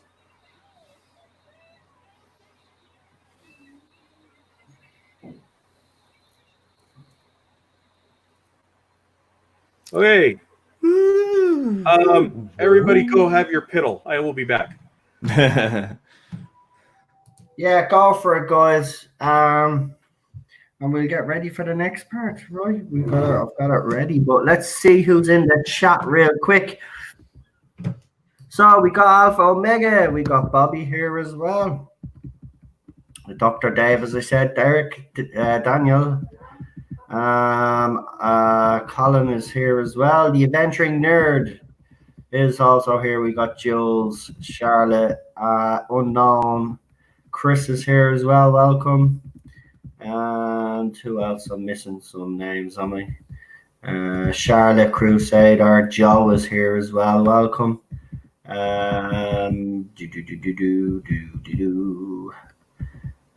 We've got Problem Being, obviously. Rabbi must be gone asleep. I'll get well soon, mate. We'll see you tomorrow. We got John, we got Adam here as well. And we've got who else? I'll be right back as well. No problem. Go ahead. And we have who else have we got? Stephen is here as well. Super John and Guillaume. I can never say your name properly. I apologize. Welcome as well. And Bobby, I don't know if I mentioned you, Bobby. Welcome as well. Nice to have you all here. Oh, Crystal is here as well. Nice to have you all here. I hope you are enjoying it so far. I know the chat kind of, we talk about, but it always happens. But we do talk about the episode as well, as you know. Richard Martin is here as well. But that whole Brie Larson thing actually is funny though. I didn't even know I was blocked, but there you go. Yeah.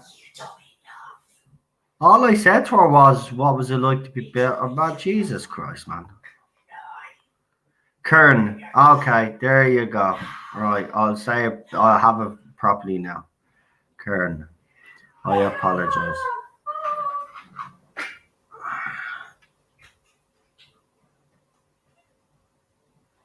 Sorry about that. Cheryl is just getting all excited because Vader is about to... Oh, he already told Luke. Okay. Doesn't matter how many times you see the movies. You know, you keep... you get excited. I'm in the process of trying to be blocked. I wouldn't be doing that, to be honest with you. Listen, sure, you'll probably very easily be blocked anyway because... Yeah, I say it's a bot, and they'll just pick out anybody. So, Disaster Area says the versions of Star Wars you need is the specialized versions that do crop up on eBay on Blu-ray. Yeah, that's the ones I was talking about. The specialized versions. Yeah, there is a website you can actually buy the DVDs of. Because basically all they've done is restored it from the special editions backwards to the original. Yeah, they just removed all that crap. Yeah, which they should never have done anyway. It did ruin it. It was, in his rush to fit in all these distracting background things. The technology was still pretty clunky at that point. Yeah. If he'd have waited to around the time of Lord of the Rings to have done it, then it might have stood the test of time, but it hasn't. It's and they're only going to make it worse if they keep going with it. It'll just degrade, I think.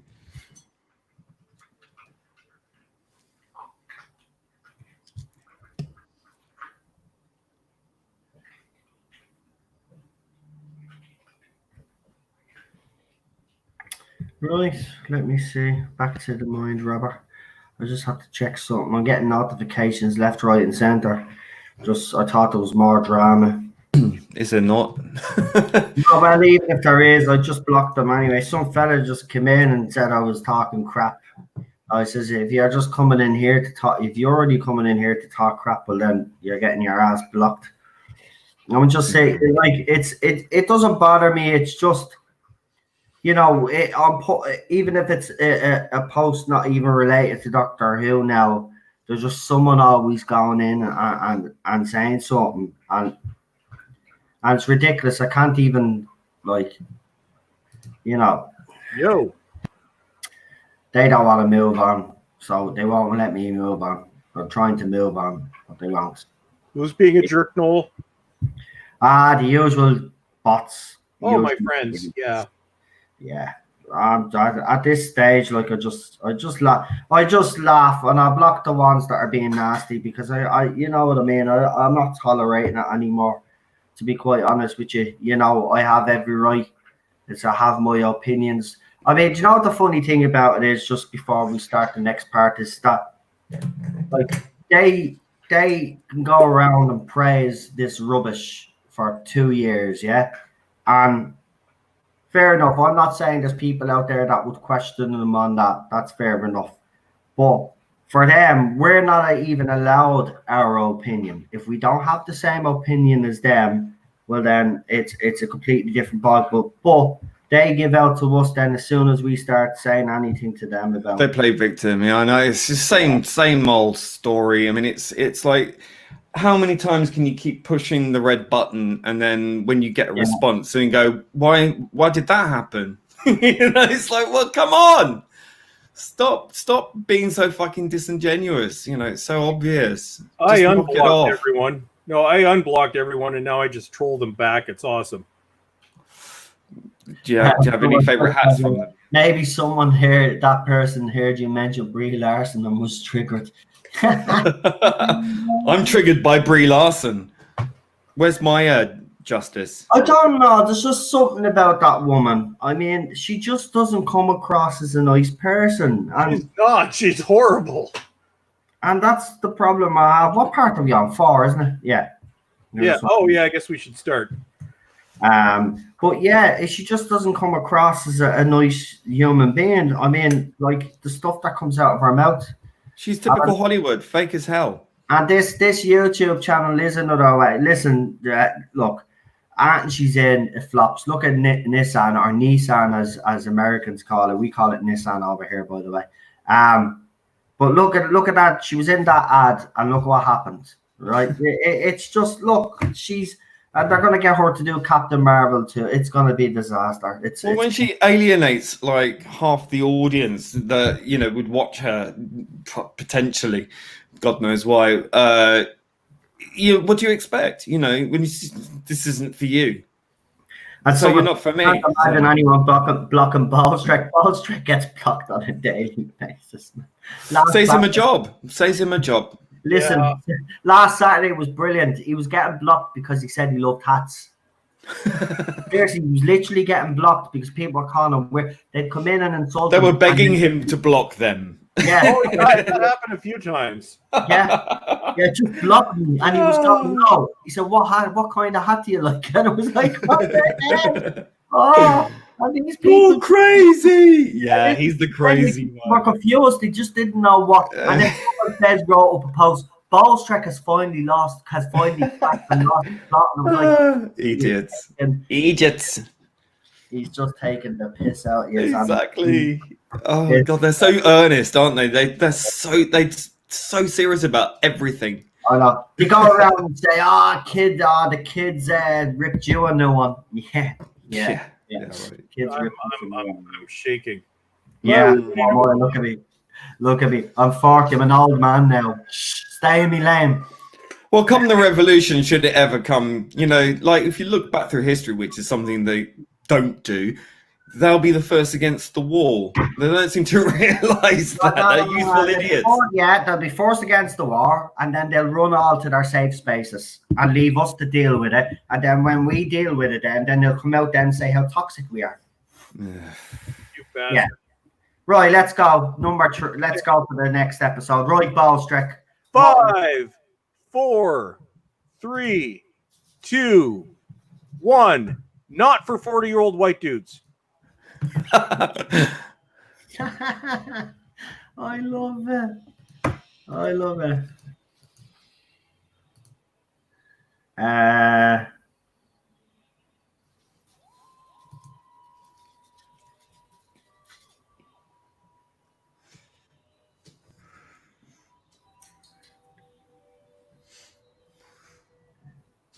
Where's that review of Cyrus 13? Oh, he's being racist against the Irish by mocking your accent. Oh, is that what it? Oh, Yeah, that's acceptable apparently. Oh, fair enough. Fair enough. If I was standing right in front of your face, I dare you to say that to me.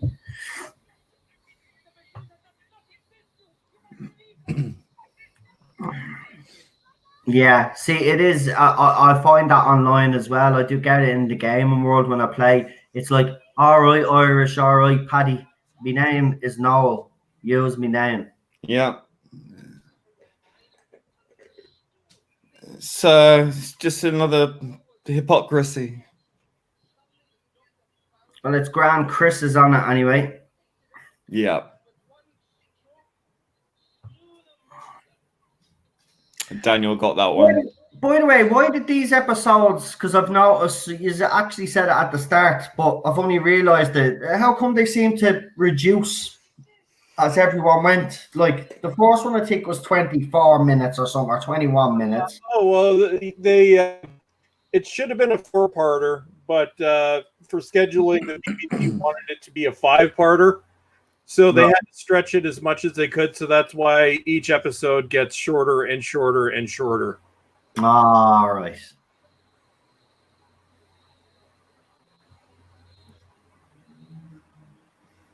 I love that face of the Medusa.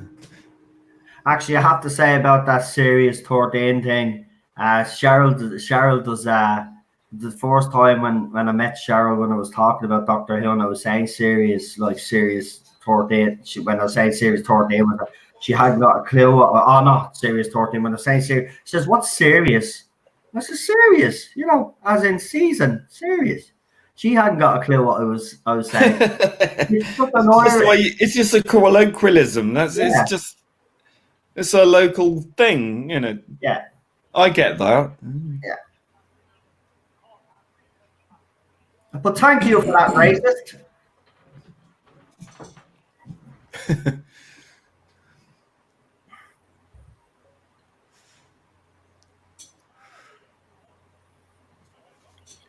Yeah, see, Alpha Omega, yeah, serious. It's same. I know.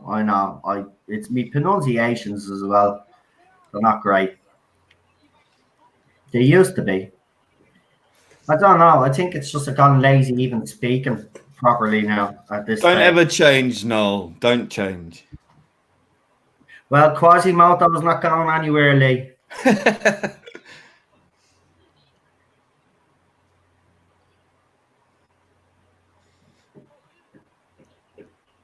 The Medusa scene used to really bother me, says the adventuring nerd.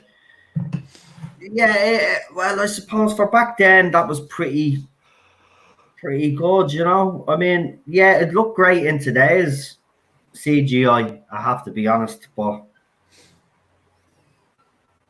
sure, look how silly those robots are. Like, I love them. Doctor Who. Only a Doctor Who.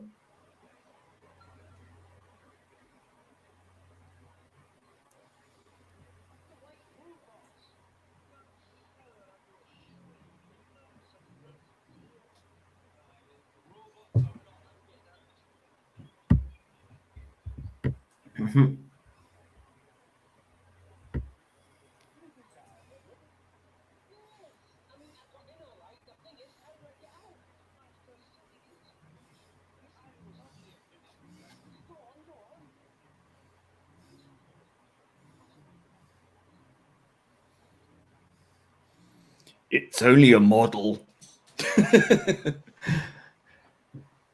It's still impressive, though. Quoting from Monty Python's Holy Grail when they see what's the castle called? Oh God, brain freeze. Camelot. When they see Camelot in the distance, it's Camelot. It's only a model. Shh.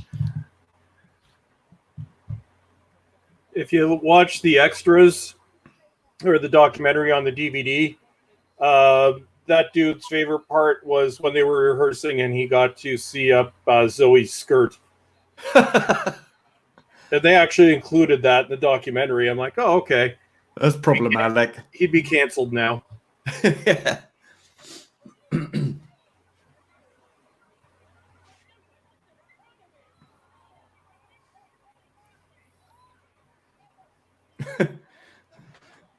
It's just like a Batman. Yep.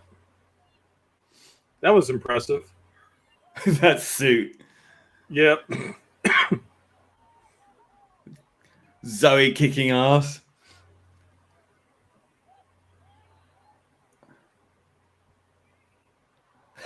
Kick up the bum. She's not actually bad though at doing this though. I have to be honest. Remember, no strong female companions in Classic Who. Yeah, they never existed. Exactly. Sure, half of them wouldn't even know who's They canceled out because of the cat suit.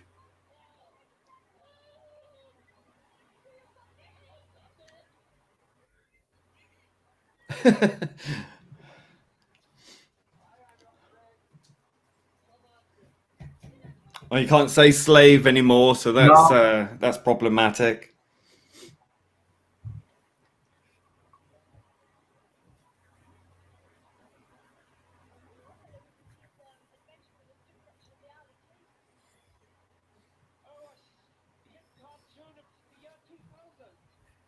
Yeah.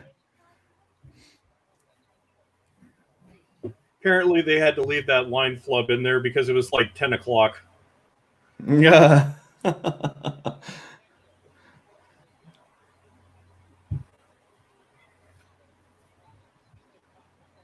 Mr. Carcass.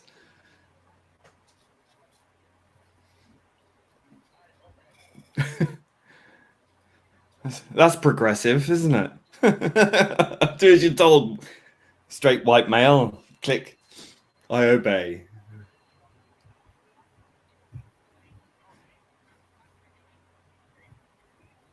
Yeah, except it makes sense because she just kicked his ass. Whereas it was Brie Larson's Captain Marvel, she just have to bleed and stand there and shake her hair, and then she take all the credit for someone else doing all the hard work for her. That's what happens nowadays with female superheroes. They let everybody else do the work for them, and then they take the credit. And normally it's at the expense of a man as well. Stunning and brave. Stunning and brave. You know, I was watching Aliens there. You know, I've watched Aliens so many times. I know the movie, the extended cut. I know them all off by heart, but just Sigourney Weaver in that movie. She's amazing. She is the ultimate. Sorry, I have to be honest. For me, she's the ultimate female hero, in my opinion. I 100% with you on that.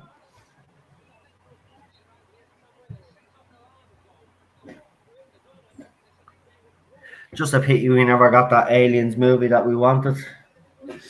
I'm still hoping one day to get, alien invasion on Earth. You know, that's where it was supposed to head, I think, isn't it? He missed it.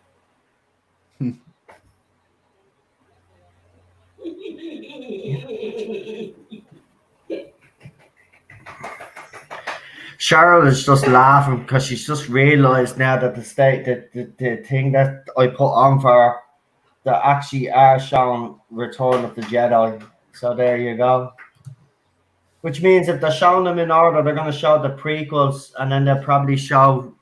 I'm so happy. Okay. Yeah. Yeah.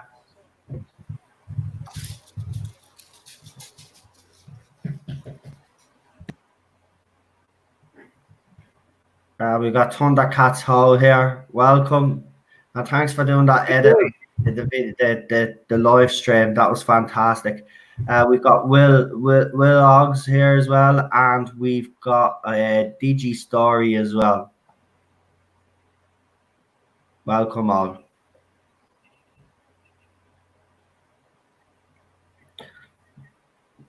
Doesn't matter though. You're gonna kick ass.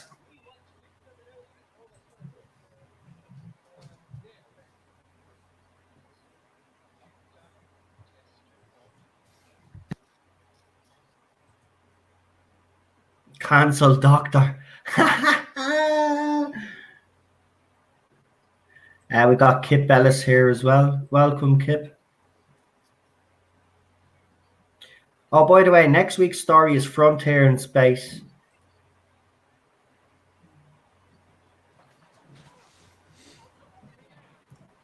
It's funny, you always seem to pick the ones that I've seen recently. Well, I only chose that one because the guy that played...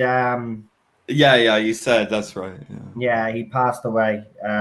For anybody that wants to know and knew who the old guy that played Billy Shipton, the older version, he just passed away, and he was in Frontier in Space. So we're doing that story next week. You got another super chat. Oh yeah, Alpha Omega with a $10 super chat says, "Oh, Cheryl is there. I love the Americans too." Thank you. Jeez, did you just give money away to people that you love, or countries that you love? If I told you, Ted, there's a Russian dog, would that make a difference? Am I messed? Alpha, do you like the English? I could do with the $10. Don't give me English any money. I'm chancing my arm here.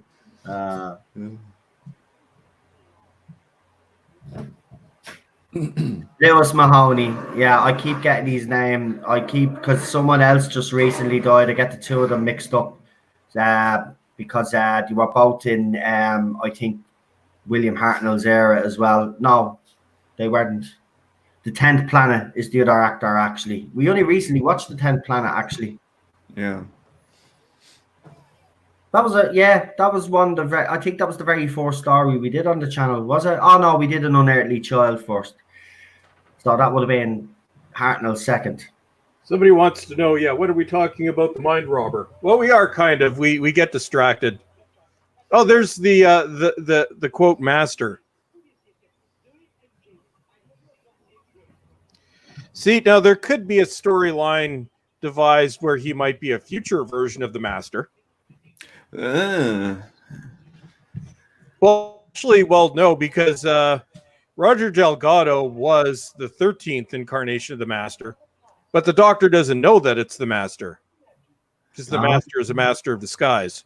But surely the name the Master would have been a bit of a giveaway. Yeah.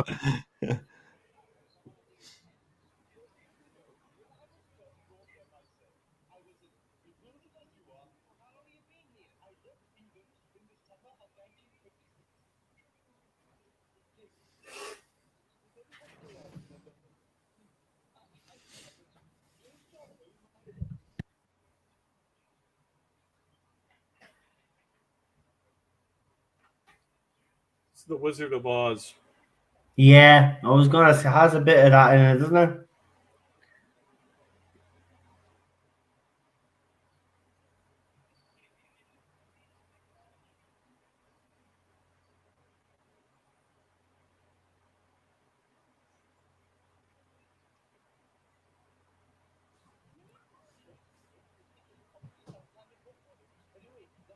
Even in the war games, you would have thought the master was behind the hypnotism, says Super John. Alpha Omega points out, and that master has some gunk in the corner of his mouth. That's true.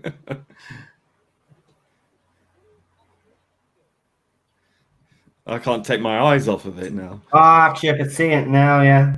I didn't notice until it was pointed out. Thanks very much, guys. I feel sick. Once, Adventuring Nerd. Rabbi was so good to send it to me.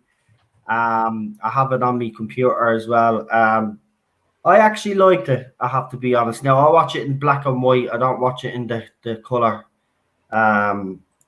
version, because I prefer black and white animation to the color.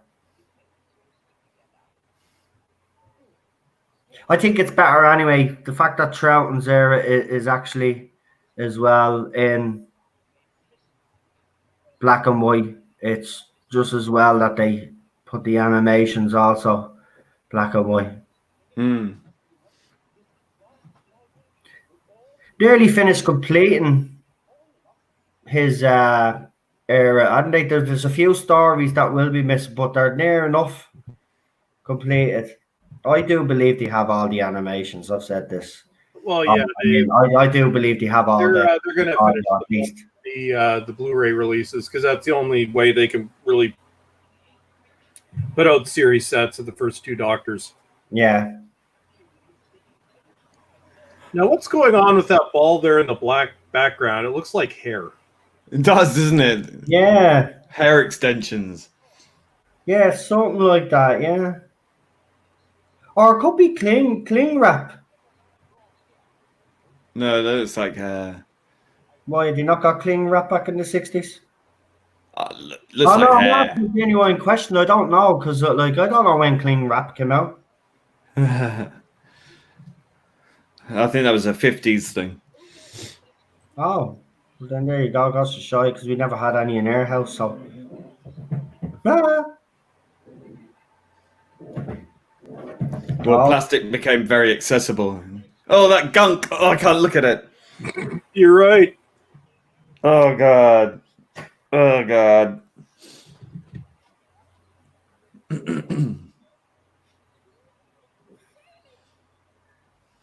The bookshelves are fake. Yeah. BBC couldn't afford books. That's how bad the budget was. No, you can't use our books.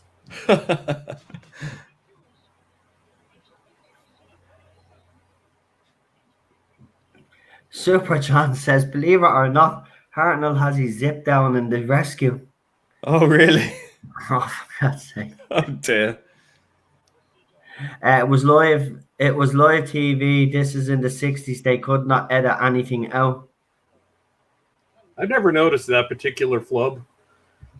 Yeah, I'm not particularly one for looking at William Hartnell's crutch. Generally not the area to look at. But now that we know it's there, we won't be able to unsee it. No, but isn't it amazing though how Whovians or Doctor Who fans, whatever you want to be called, they do stuff like this. They go through everything and they find the bloopers and put them there. Like, if you want to watch that kind of thing. But it's good that you do have fans that are dedicated. Oh, it's wonderful. Like that, because it does go to show you. They obviously do love the show. And putting clips together like that is not going to be easy. Yeah. Well, it's coming up to the not only the anniversary of the 60th year of Doctor Who, but also the 40th year of the 5 Doctors. I think it would be a really good idea, whilst Tom Baker's still with us, to do the audio version of the original script. I think Big Finish would be missing a trick if they didn't do that.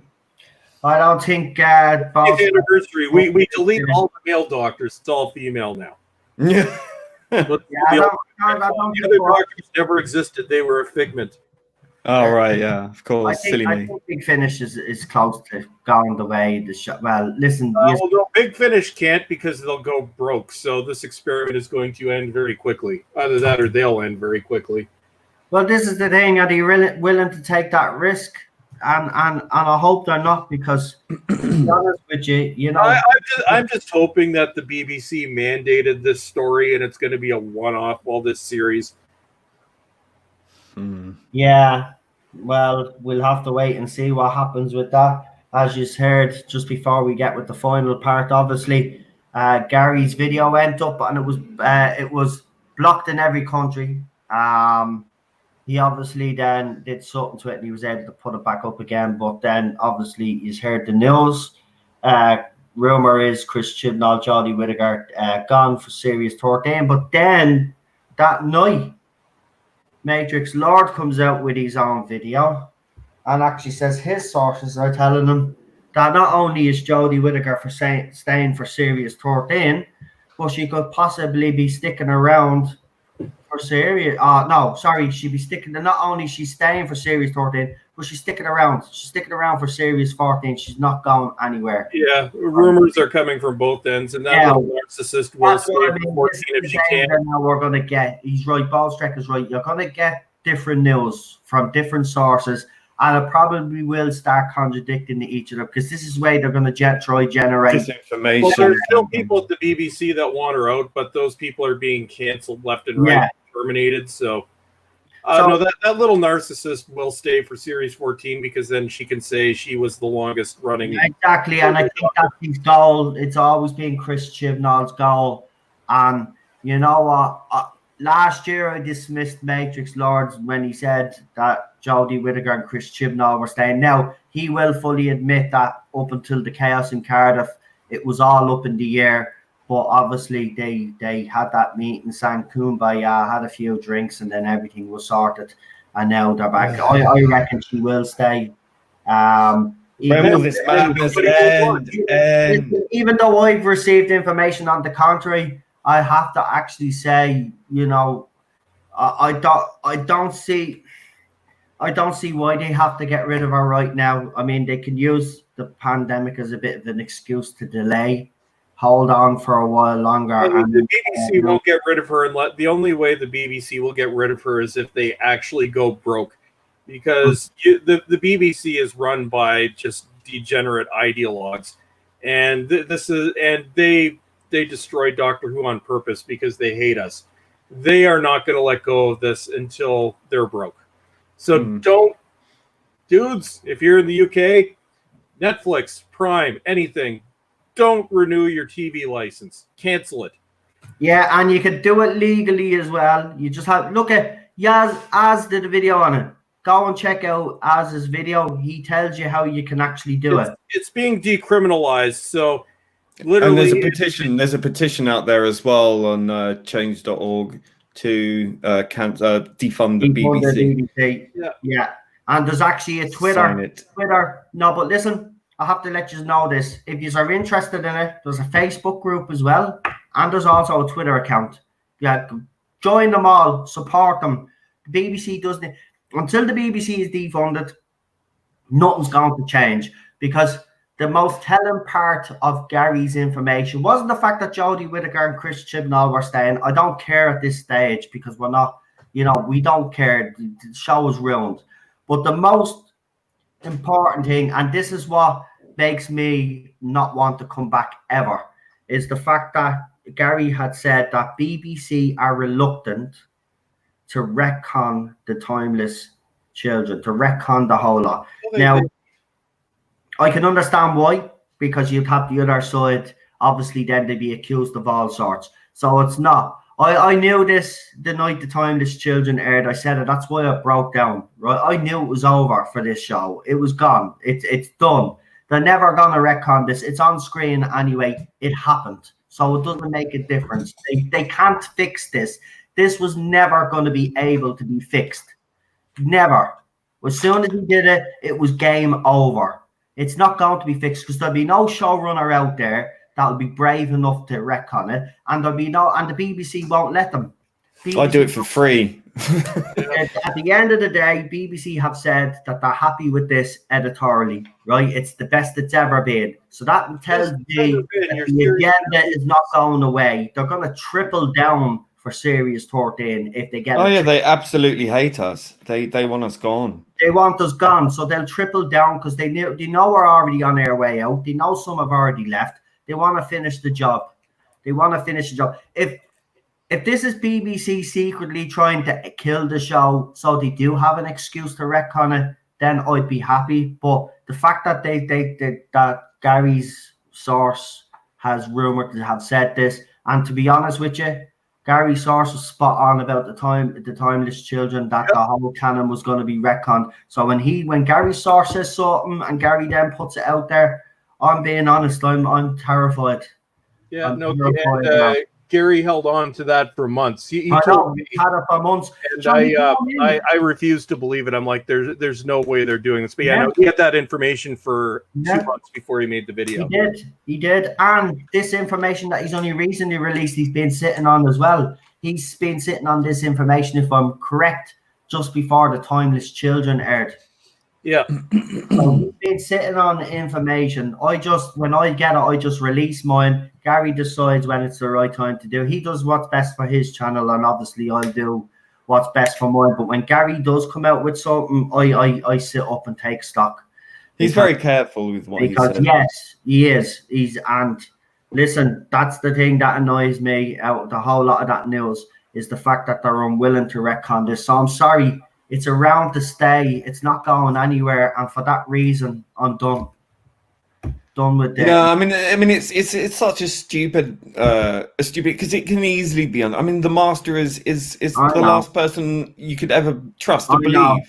I know. There is an easy buyout. I mean, if he can destroy Gallifrey, he can fix the Matrix to do whatever he wants. And why didn't he do this in the beginning? I know. If it's so easy. No explanation at all. None. No. And Nathan Sword is still at the opinion that we're being trolled by Chibnall. And I have to be honest on that. That is after preaching about mental health problems and I have to be outrageous. I highly doubt it. One way or the other, it's outrageous. Go ahead, Balstrack. You were going to say something. I was just going to say, as Adventuring Nerd pointed out, Andrew Cartnell said that he was against the Timeless Children. He was, and they were using that for a while. I'm like, yeah, this was the Cartnell master plan. Then he speaks up. No, it fucking wasn't. I love that interview. I love that. You can see Dr. Freedom's face drop. Yeah. It was just like, come on. He was goading him like this was going to be the gold moment when they go, see? Ha-ha.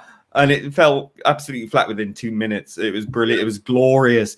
And the fact as well, he said that you don't write a backstory for the Doctor. That's why it's called Doctor Who. Exactly. You don't do that. You remove the mystery. You might be contriving a new mystery, but it's contrived. It's stupid. Listen. And he said, and this is where he said that, you know, he hired someone who was a mega fan, who knew the lore, who knew the history of the show, who knew the canon. And he said, can I do this within the confines of the established law and the established canon? So it was never going to be a reveal of the Doctor's history. It was always going to be another mystery, but not actually being specific about the details. Yeah, I have to say that was brilliant when Andrew, because that was the moment that all this other side were waiting on, for someone to actually come out. Oh, they just changed the narrative to something else. Everything that they've been saying. And for the man himself to come out and say, no, this is not. What are you talking? Yeah, that was just, listen, but we need more of that. We need more Andrew Cartmells out there. Unfortunately, a lot of them, as Balstrack has said, and rightly so, there'll be a lot of them afraid to speak out now because look at what's happening. Everybody's being cancelled left, right, and centre. You can't have a different opinion anymore. It's done. Everything. Listen, society. We've lost the plot. Society is finished as we knew it. It's gone unless something brings it back. As I said, this sounds awful. Alien invasion, maybe, but we need something to distract the world now. We need a bigger event, and maybe an alien invasion. So if you are out there, I played witches the last time. I'm pleading witches again. If you are out there, could you plead an invade or something? Because then maybe we might cop on. You know, no, but seriously, because we'd have to work together. If an alien invasion happened, we'd have to work together. Something big has to happen. No, dude, if an alien invasion is going to happen, it's going to be this year. Oh, let's hope. Let's hope. We're only halfway down. Let's see. Well, we're in July. I think the aliens have taken over already, quite honestly. I said July. Bad shit happens in July. So July. Well, I tweeted out this week. Does anybody even remember that this year started with Australia literally being on fire? It's true. I know. And by the way, what has happened with that? Because it's gone quite with that. And the Amazon. No, it's still burning. They're just too busy canceling everybody, so they don't care. Yeah, more important things. And where about the Amazon? Is that identity. Amazon fire still raging as well that they were telling us about? Do you remember all the celebrities were coming out? We've got to save the Amazon because it's in flames. Well, no, then they got to virtue signal by canceling everyone and everything. So that's what they do now. Oh, so they canceled the Amazon as well. Well, yeah, the Amazon's been canceled. I don't know. Right. Probably the Amazon's racist or something. Yeah, it probably is now. Yeah, it gives too much oxygen to white people. Yeah. Alpha Omega with another $10 super chat. Listen, mate, at this stage, just throw a comment in the comment and I'll read it out, man. That's very generous of you, but I'll just say, I'll read this one. It says, Jodie can stay as long as she wants. She doesn't count in the eyes of the true fans. Nope. We've all discounted that. Listen, it's true. And listen, the other side can count her as the Doctor all they want. Right, she's your Doctor. She'll never be our Doctor. Our last Doctor was Peter. Well, my last Doctor was Peter Capaldi. Might be different for other people. I know For some, it ended on the 50th. For others, they're willing to go on a little bit more. But for me, it did end with Peter Capaldi. He was the last Doctor we ever had playing the role. And do you know what? His story... She is the antithesis of the Doctor. Listen, he didn't get the greatest era. We know that. But as a doctor, he was probably... Listen, he was definitely the best of the New Who Doctors. I'm sorry. Without a shadow of a doubt, when it comes to his acting ability and everything about understanding the role, it was Peter Capaldi for me. Matt Smith is second. Controversial for some. Christopher Eccleston third. And I have to be honest, David Tennant is last, because I always say this and I have to stick to my guns. David Tennant, for me, in some of his stories, overacted a bit. I think when he had to do serious stories like Midnight and stuff, that's where you saw the best of David Tennant. Well, it's funny for me because it's like, for me, the Doctors got better as they went along, but the stories got worse as it went along as well. So it's like, what the fuck? Well, the last season of Good Stories was series 5. Yes. So we got one amazing series with Matt Smith, and then it gradually got worse and worse. It got a little bit better in series 8. I will give it that. There were some amazing stories. And then after series 8, it just fell off a fucking cliff. Although I love World Enough in Time. I thought that first part was really, really good. And it saddens me that it's one of the lowest rated. But it's I actually like that 2-part now. I didn't like the second part particularly. I like the Missy Master bit. But I could see what he was trying to do. And come on, who doesn't like Mondasian? Can never say it. Mondasian. Someone actually commented on a video about the Mondasian Cybermen saying, that story with the World Enough in Time was the worst Doctor Who story because it had like the worst Cybermen. And so you do realise they were the original Cybermen. No, I don't think they realise there was they don't. Listen, if these kids, I'd respect these kids and respect their opinions about Jodie Whittaker if they actually went back and watched. Well, we know they don't, because it's so obvious when they try to... Well, no, it's sexist and racist and celebrates the white male gaze. Does it? Yeah. Well, great then. I love it. So what? I'm all of those things too, right? What about my male gaze? You know, right? That's sexist. Okay, you're cancelled now. Yeah, you're just about to get kicked off Twitter again. Done something for everybody on this panel, and this show's done something for everybody in the live chat as well. This show has meant a lot to us, right? And to see what's happened to it is unforgivable. Chris Chibnall is now probably the most hated man in Doctor Who fandom. Well, at least JNT's got a breather, you know. Yeah, well, he gets. I don't know if he gets judged too harshly, to be honest. I think he does. JNT. Here's the thing about JNT. He does get a lot of flack, but his first 5 series, his first 2, the final Baker, the first Peter Davison, were good. Second Peter Davison, not so good. Yeah. Third Peter Davison, brilliant. We'll just forget the Colin Baker thing at the end exists. First Colin Baker season, I love it. Second Colin Baker season, Trial of a Time Lord, not so much. Right. Season 24 is the only time that, in my opinion, he failed. Season 24 was god awful, but brilliant. Great. But he left the show on a high. Yeah. Because season 26 is brilliant. So JNT gets a lot of flack that he doesn't deserve. He was there too long, and he did preside. But he was only there too long because no one else wanted the job. Yeah, nobody would. He didn't want the show to end, so he kept it going against everybody.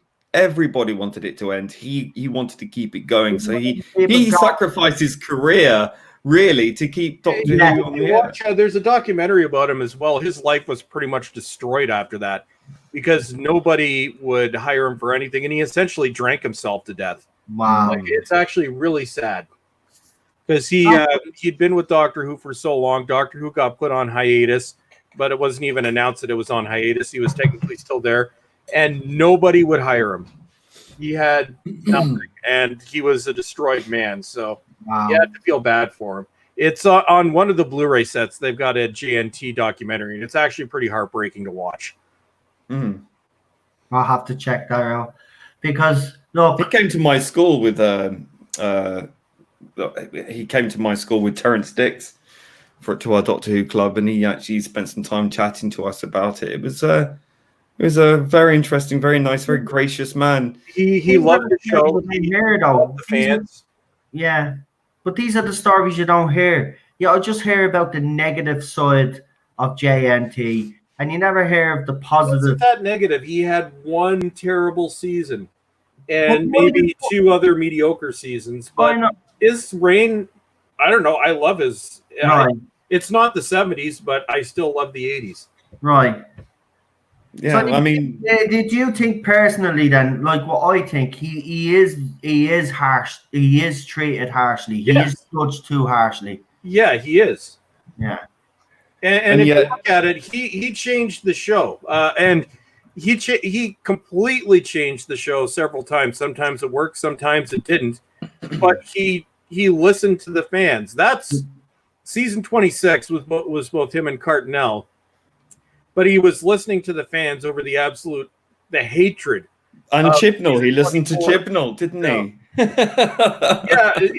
listened to Chibnall, but thank God he didn't listen. But no, season 26, that was because fans did not take well to season 24.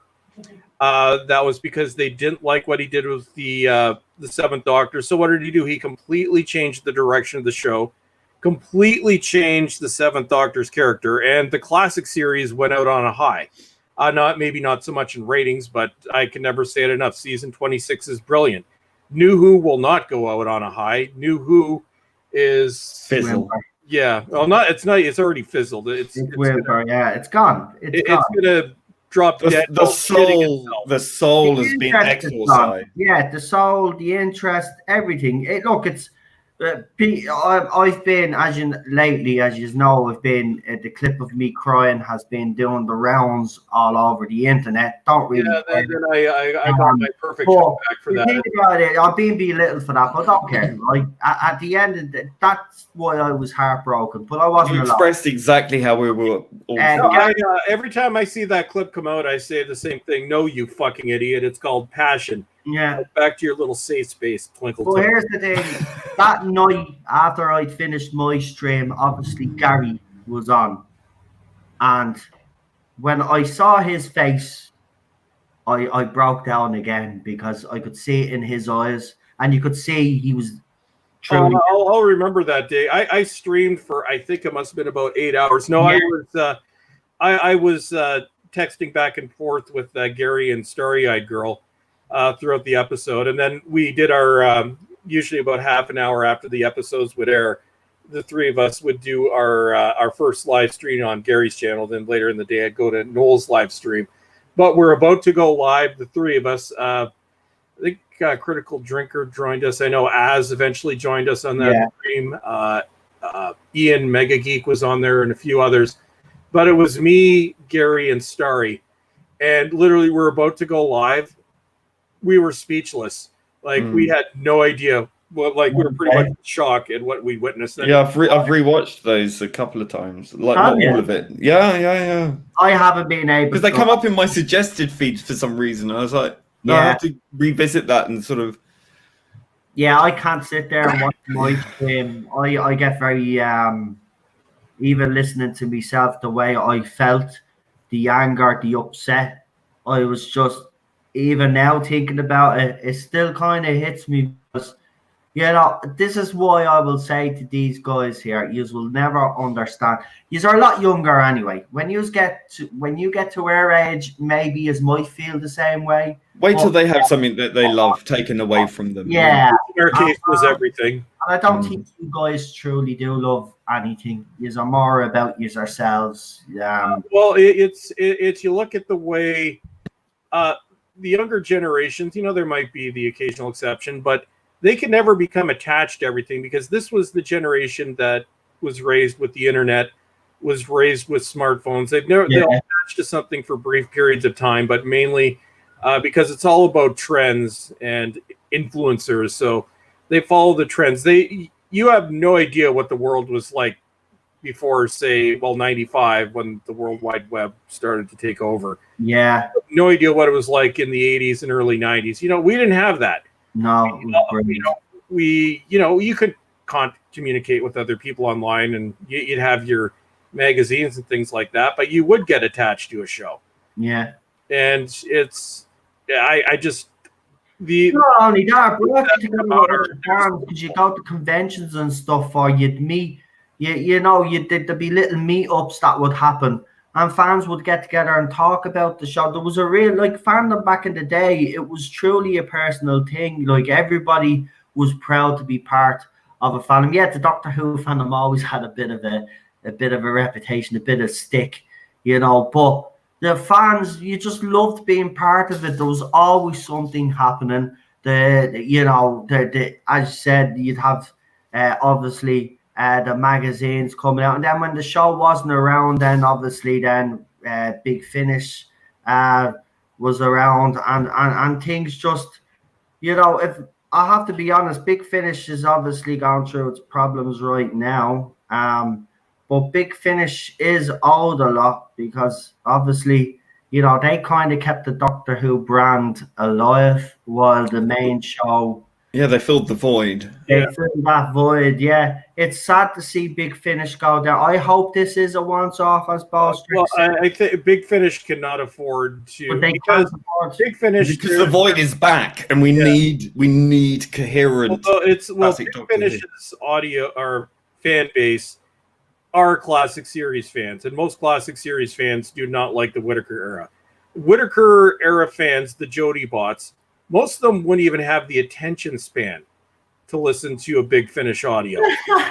So it's like, it's true. Big Finish, they can't go woke because nobody's going to buy it. Well, we'll see. I'm just hoping to hell this will be a one-off. They will see. So I should come with a warning label. Warning, woke. So at least people can choose whether or not they want to invest in that story. Do not buy the Stranded series. Support other Big Finish properties, but do not buy this series. Send them a message. This is not what we want. Well, that's it. There's always Black Glove Studio as well. You don't have to cripple Big Finish.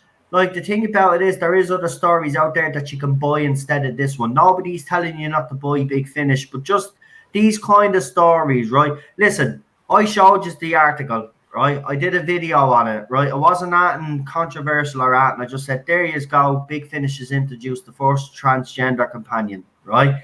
And in the article, the new companion says that it's not going to be about their gender. It's going to be about the storytelling, right? The article is up there. You can all read it for yourselves. Well, it turns out it's a lie, right? So it was to try to get people, to trick people into buying, and this is the tactic I don't like either, right? They should be just honest about what the story is going to be about, instead of kind of like lying to the audience, right?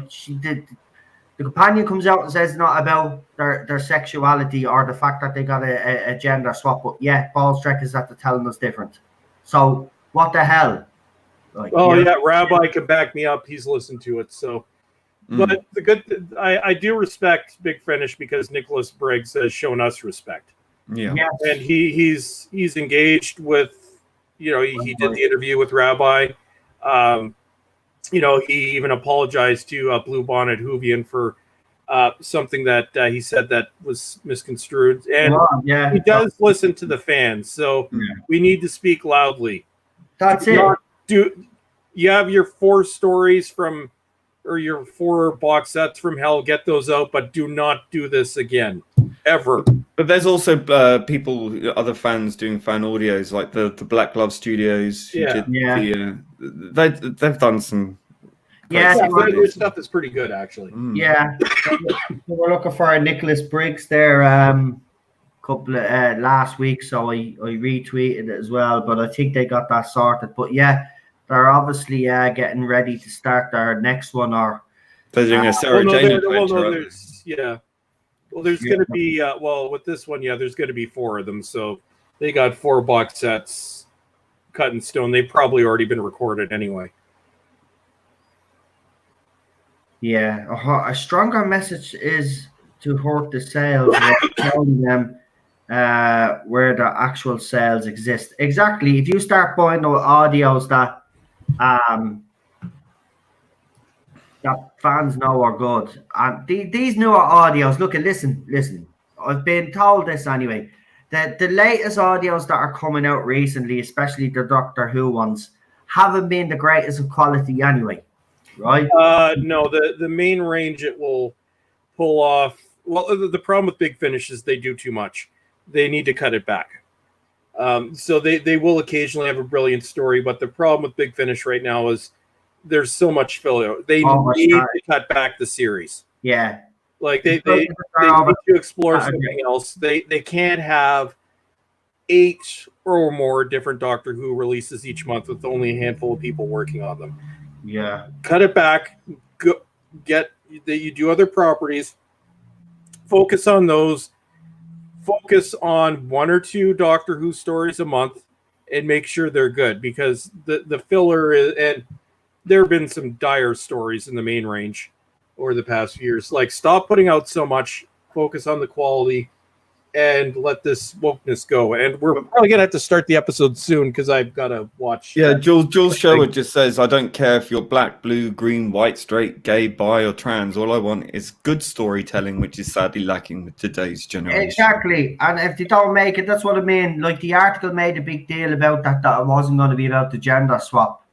But why bring it? You know what I mean? But you are making a big deal out of it already because you've done an article about it. Just don't talk about it. Introduce her in the audio and let people find out in the bloody audio. You don't need this whole bloody thing. And as well, actually don't focus on the whole issue. You build the character, as Lee says. You know, these characters have to have some substance and dimensions about them. You know what I mean? Or they're just planks of wood, like we see in series 11 and 12.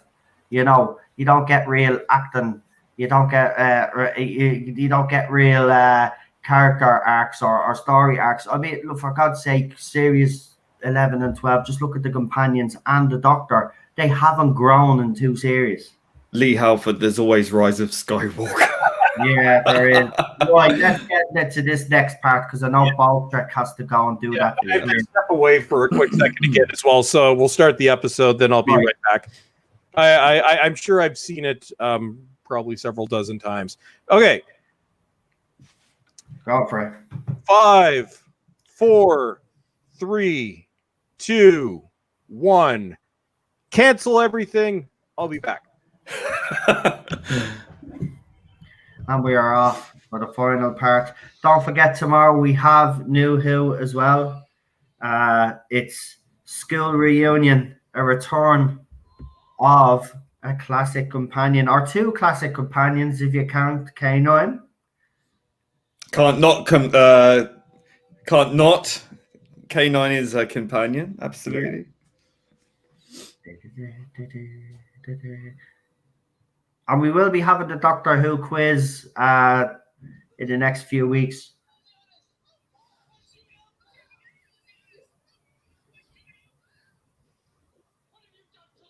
I think I just heard fireworks. Must be some Americans. Well, the American embassy, I should say, is only, it's not too far away from here. So maybe that's what it is.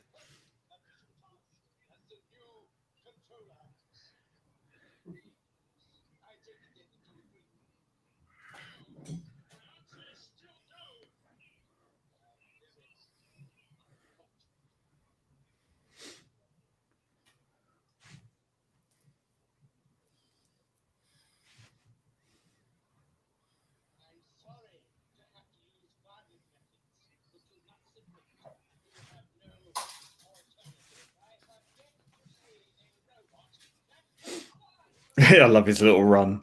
Mm.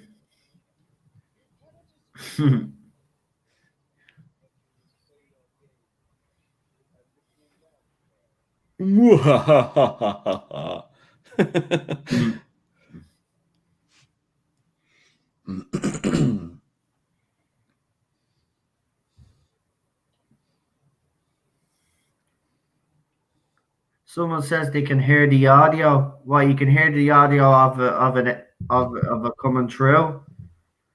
Yeah, I thought I did during one of the parts as well, but I thought that was just maybe because I've only got one earphone in. But well, I've got my earphones over my ears. We'll I'll see you later on. Anyway, I mean, there's nothing I could do. I have noticed a few of the classic ones that I've done, which is weird because the new Who ones get monetized, but it's always the classic ones that there's a problem with.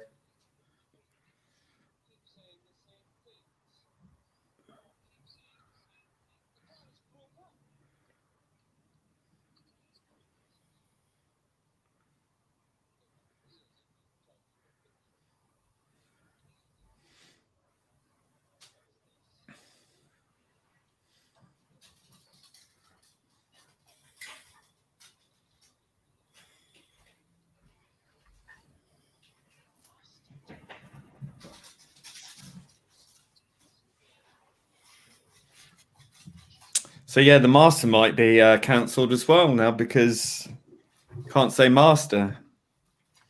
Oh yeah, because we've got to change all that. We've got the police box that must go. We've got Master must go. Yes, because she's a cop, she has to go. Yeah, she's got to go.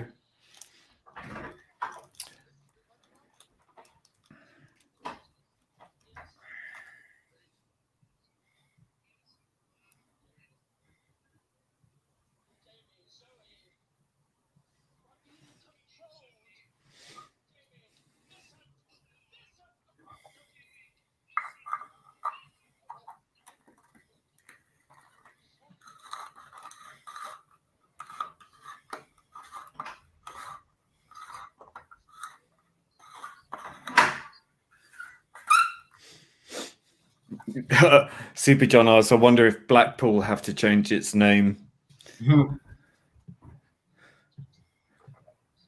Oh, you can't do that. No, doctor, you can't be doing that. You can't be using a woman's hair. You'll get cancelled, mate. That's patriarchy right there. Damn, doctor.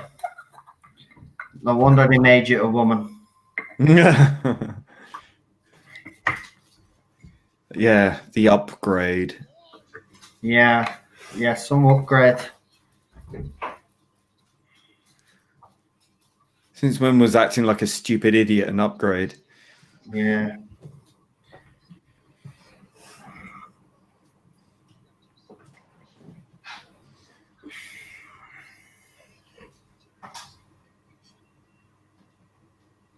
Hey, he got the thing off his face. Finally. Still, cringe. Did the makeup people notice that? That's I know, when you know right? these things are done live. Just a bit of tissue, you know. Disaster Area says Sasha was great at Adventure in Time and Space. Actually, he was. Yeah, but as the Master, I think he over relishes the role. He went so pantomime with it. It was so over the top. I don't know. I liked it. I'm being honest. I just thought it was too much. He's the only one that actually seemed to have passion for what he was doing. Yeah. Yeah, but it was very, very hammy. It made Eric Roberts look understated. Although, keep in mind, Anthony Ainley was very hammy. Oh, yeah. But he could pull that off because he had the beard and the eyes. Apparently, he was pretty terrifying in real life, too. I bet. And apparently, he was kind of a method actor as well, so he would be in character while not filming. Such a lovey.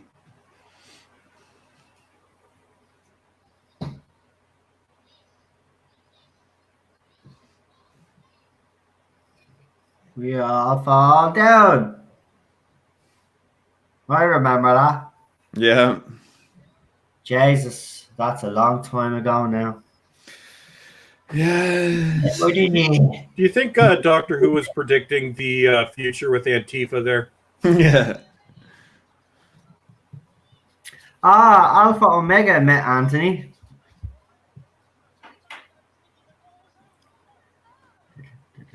Yeah, Anthony Ainley was meant to come to our school Doctor Who club, but he was ill, so he never came. Apparently, he was absolutely obsessed with cricket. Yes, that's true. Oh, look, see more harbingers of the future. And so was JNT. He was obsessed with cricket as well. I think that's how most casting got decided by JNT, was if they like cricket or not. Cricket or parties. Yeah. It's like, Colin Baker, how were you cast? I made JNT laugh at a party. I didn't make that up. That's a true story. Yeah, no. They didn't get on first time, though, did they, Colin? And because when he was playing, in our Ark in Space, yeah, he was over egging it, let's say, and he said, "Is this about you? Are you the main character?" I believe Colin was playing true to the character, I think, and then they ended up becoming buddies.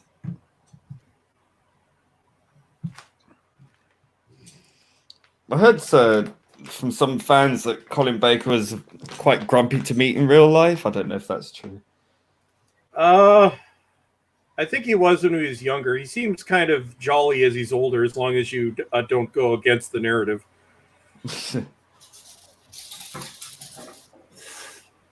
Although JNT said one of the hardest things he ever did was having to tell Colin Baker that he was sacked. Because the BBC made him do it. I love the story afterwards when Colin Baker went off to a Doctor Who convention and he was invited and he'd just been told that he'd been sacked. So he said to these people, "I'm not the Doctor anymore." They said, "Well, come anyway." So he went. And then they were in a car and they were in New York and he was in a taxi or something. And there was a Rolls Royce that pulled up alongside them. And it was Michael Grade had to be in the car. So they ended up, I think it was, I can't remember who was in the car with him, but they said, "Oi, I want to talk to you about what you did to Colin," or something. I can't remember what the story was, but they ended up going for drinks and Michael Gray didn't realize Colin Baker was in the car. And it was very awkward. Yeah, I could see that. Where's Michael Grade when you need him? Yeah, right. All's forgiven. Come back. Although Doctor in Distress was a low point. Not as low as the other song that came out recently. No. Well, that was terrible. My comment was still one of the most liked comments on there. Said, "It's no Doctor in Distress, though, is it?" Well, it's distressful. Oh yeah, distressing. Yeah, should be laws against that. Yeah, but unfortunately, we just have to. It's one so of much those cringe. So much cringe. One of those embarrassing things that we just have to look at. They're giving themselves pat on the backs and all for that one. Get away. Oh yeah, it was all very, very all about me kind of thing. Not me, but them. Yep. Yeah, because I got to see what the fan base is now. And the message of that song was like, "Shut up and join us," kind of thing, basically. Well, I'll take the first part and direct it at you. Yeah. Well, just put it this way: we'll never join you. Jodie isn't our Doctor, and she'll never be accepted by this fandom, and we reject Chris Chibnall's canon. Simple as that. Him above everything. Absolutely, 100%. Him and Piers Wanger, whatever his name is. Wenger, yeah, he needs to go. He's the puppet master there. Yeah, but he has to come out and say it's editorially great because it's his ass on the line as well. Remember that. No, as long as you follow the narrative, you're fine.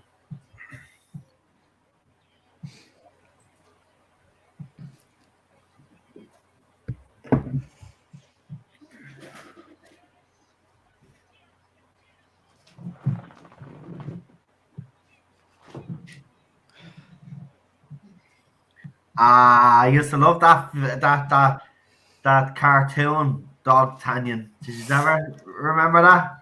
All for one and one for all. Muscat hands are always. I love that team. I love that actual team tune. Oh, it was great. Yeah. Love that. We just had that. I'm telling you, man. Everything was. We were spoilt rotten. We were. And if we had known what we know now back then, we would have appreciated it even more. Oh yeah. But we can now as adults, I suppose. But still. I'll tell you, I'd love to see a live action of Ulysses 31. That would be awesome.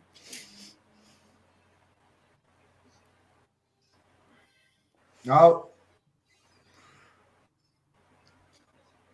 That was easy. Yeah, Rapunzel just happens to be around.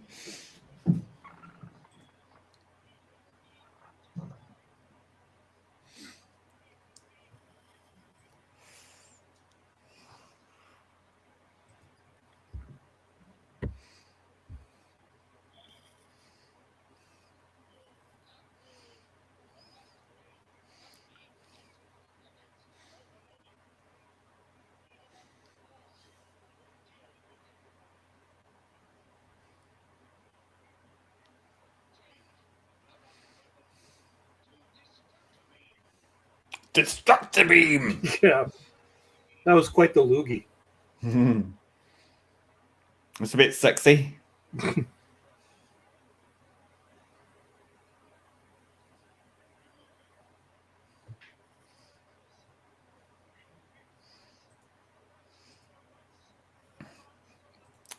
getting his hair permed.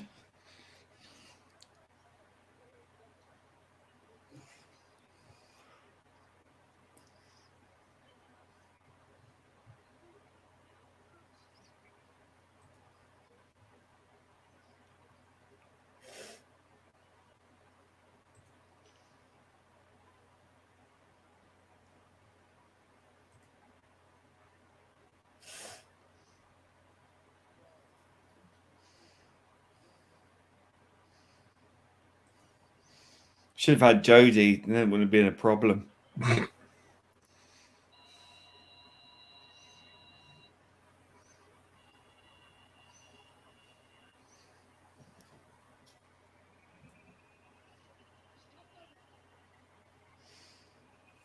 That's some fast typing.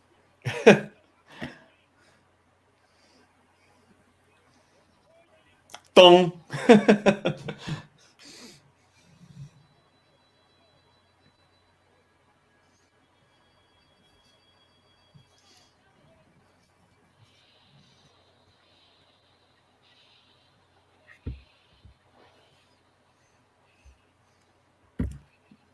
Well, I'm convinced.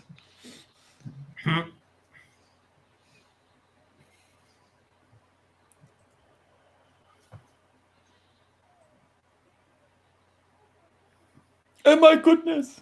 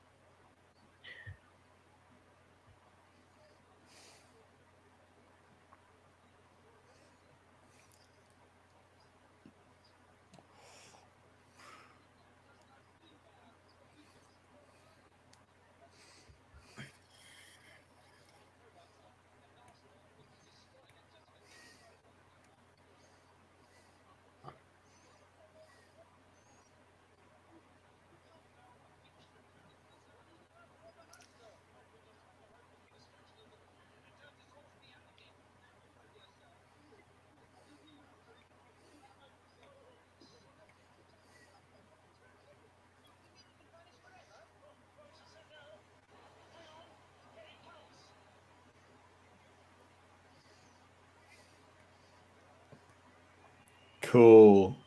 That is deadly. Mm-hmm. That was a good effect. The master.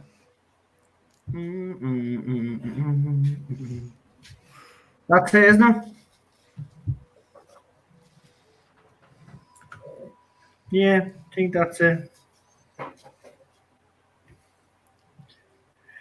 Disaster area asks, did anyone go to the battlefield conventions in Coventry? I live in Ireland, so I've never been. Yeah, I'm a little bit farther than that. And Ballstrick is from Canada. I don't even know what that was. That was me attempt at stupid. It's a country, Noel. Yeah, We're a Commonwealth. I was trying to do a Canadian accent, but I failed. It's okay. Nobody can do the accent but me. All right. Well, we'll leave it at that. Do you want to, before you go, because I know you have to go, do you want to give this story rating this week?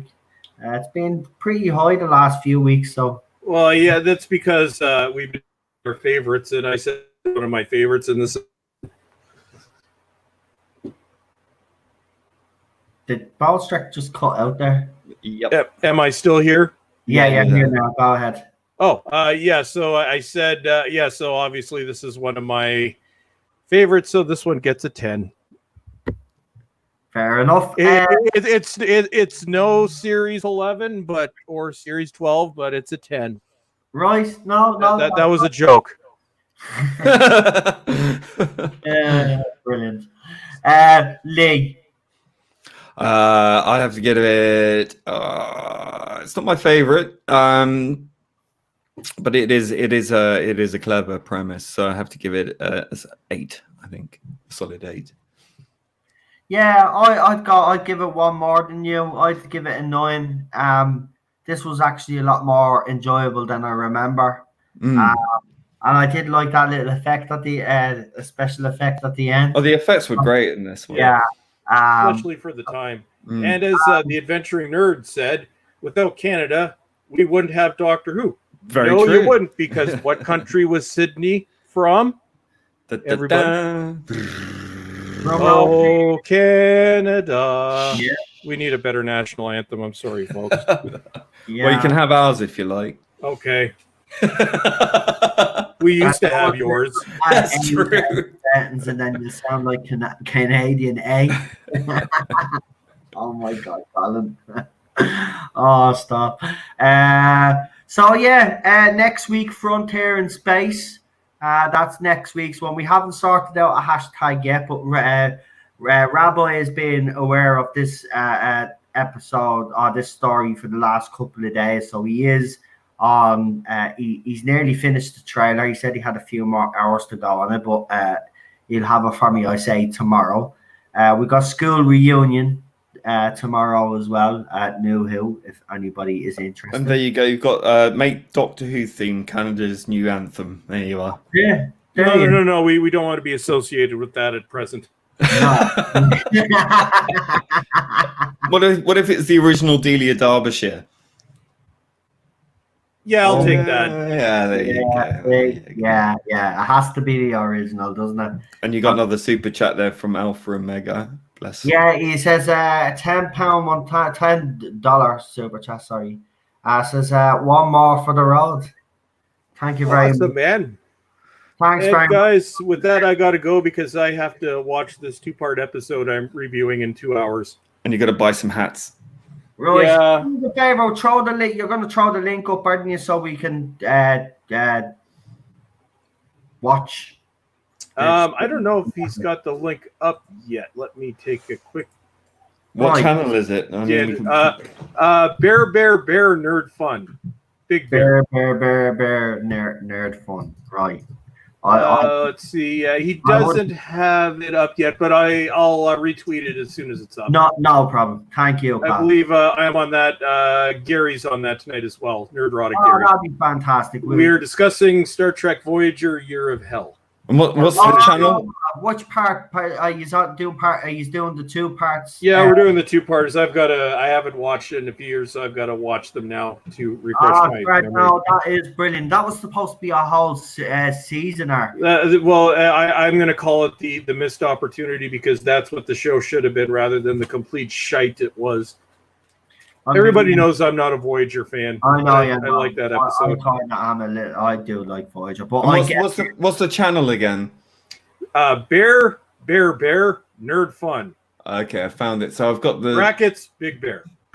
Well, listen, I think Actually, yeah, here, I'll put his channel in the description. Just give me a sec. And by the way, there's not many channels that are going to have the name Bear. Let's see. So In fairness. Copy. Go over to the thing. Put it in there. There you go. Right, thank you, Ballstrek. Right, we're going to let Ballstrek go and get ready for his other stream so he can watch and enjoy, because they are actually two.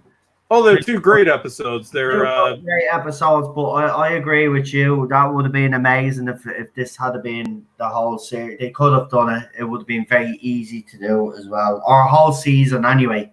Definitely, but yeah, go on, enjoy it anyway, because they're cracking. Okay, take care, y'all. See you next week. Lovely to speak to you again, Ballstrek. See you guys. Week. Bye. Mr. Tardis, Noel, you. Oh, and by the way, hashtag cancel Noel. Thank you. Oh, lovely. Right, guys. I'll just take a few of yous there, just trophies or ratings for tonight, and then we're gonna call it a night. Nice and early for yous all, so yous can go off and do what yous are doing tonight. I don't know what any of yous have what yous have planned, but I know Cheryl is still watching Bleeding Star Wars, so I'll have to wait. There's no way I'm sitting there and watching the middle of the last one. That ain't happening. So I'll probably end up watching. I don't know. I might watch the Faceless ones again because someone just brought it up, and I might just watch that while she's watching that, and then I'll go and kill some Nazi zombies later. Yeah. Anybody that doesn't know, that's a game, Call of Duty. Just in case anyone, he says he's going to kill Nazi zombies. Yeah, some idiots like that. Anyway, right. So we have a couple of 10s. 9 from Crystal. By the way, if there is a story that we do, right, and you don't have it, there might be a way of getting it to you, or we might be able to find a place where you can watch it. Okay, so if nobody has Frontier in Space, let us know at the end of this stream. Obviously, it goes up on YouTube a little while later because it depends how long the stream is. But as soon as it goes up, go into the comment section. Let us know if you have the story or not, and we'll see what we can do, right? Because we want to get as many people as we can to watch along with us. Colin gives it a 9 out of 10. We've got a 10 out of 10. It's like I gave it the lowest rating. Yeah, so far you have, yeah. Disaster Area 10 for the episode, 8 for the rest. Says Disaster Area. So yeah, you're so it's harsher. So far, well, you're only one away. I mean, it's still a good score. It's still a high score. That's a high score. I mean, if it was a current era story, it'd be in the minus. So you have to bear that in mind. Super John, we don't really do hashtags for the new Who, but maybe we should start doing one. But I do like that one. Hashtag Kenny destroyed the skull. Because he does, yeah. Gary gives it a 10. Daniel 8.5. 8.5. Oh, good man. So that's the second lowest score. I think Daniel only did that not to make you feel badly. Bless him. He's a legend. I know, because he'd do something like that. He's a legend. That's why I say it, because he actually would do something like that. So you will, even if he doesn't like my Scottish accent for some bizarre reason. I don't know why. I can't do one. I can't think why. Hey there, Sonny Jim boy laddie. Jules gives it a 10 out of 10. Adventuring Nerd, all the hashtags for tomorrow's episode are flying in. Hello, Sarah Jane. That's another good one. I don't know. I'll talk to Rabbi about doing hashtags for the new. It's just like if we do, though, it's like as if we're copying off the other side. We do our classic ones, and the other side wouldn't do the. Well, the classic one's a bit more in-house, isn't it? Yeah. So we decided to kind of do the hashtag for that one. But listen, if you want to use a hashtag during the episode and whack it up on Twitter to get people, aware, or make people aware that there is a watch-along happening. That's all well and good. You know, everybody always comes up with weird hashtags, and there's some good ones. Those we had a few weird ones a couple of weeks ago, actually, when we were trying to think of a few, and some that we mentioned. It was only after we said it we realized no, we can't use that one. It can happen. It can happen. But hello, Sarah Jane. I do like that one actually. And as well, hashtag my Sarah Jane. Hashtag my Sarah Jane, because she is. Yeah. We all miss Liz. We do. Yeah.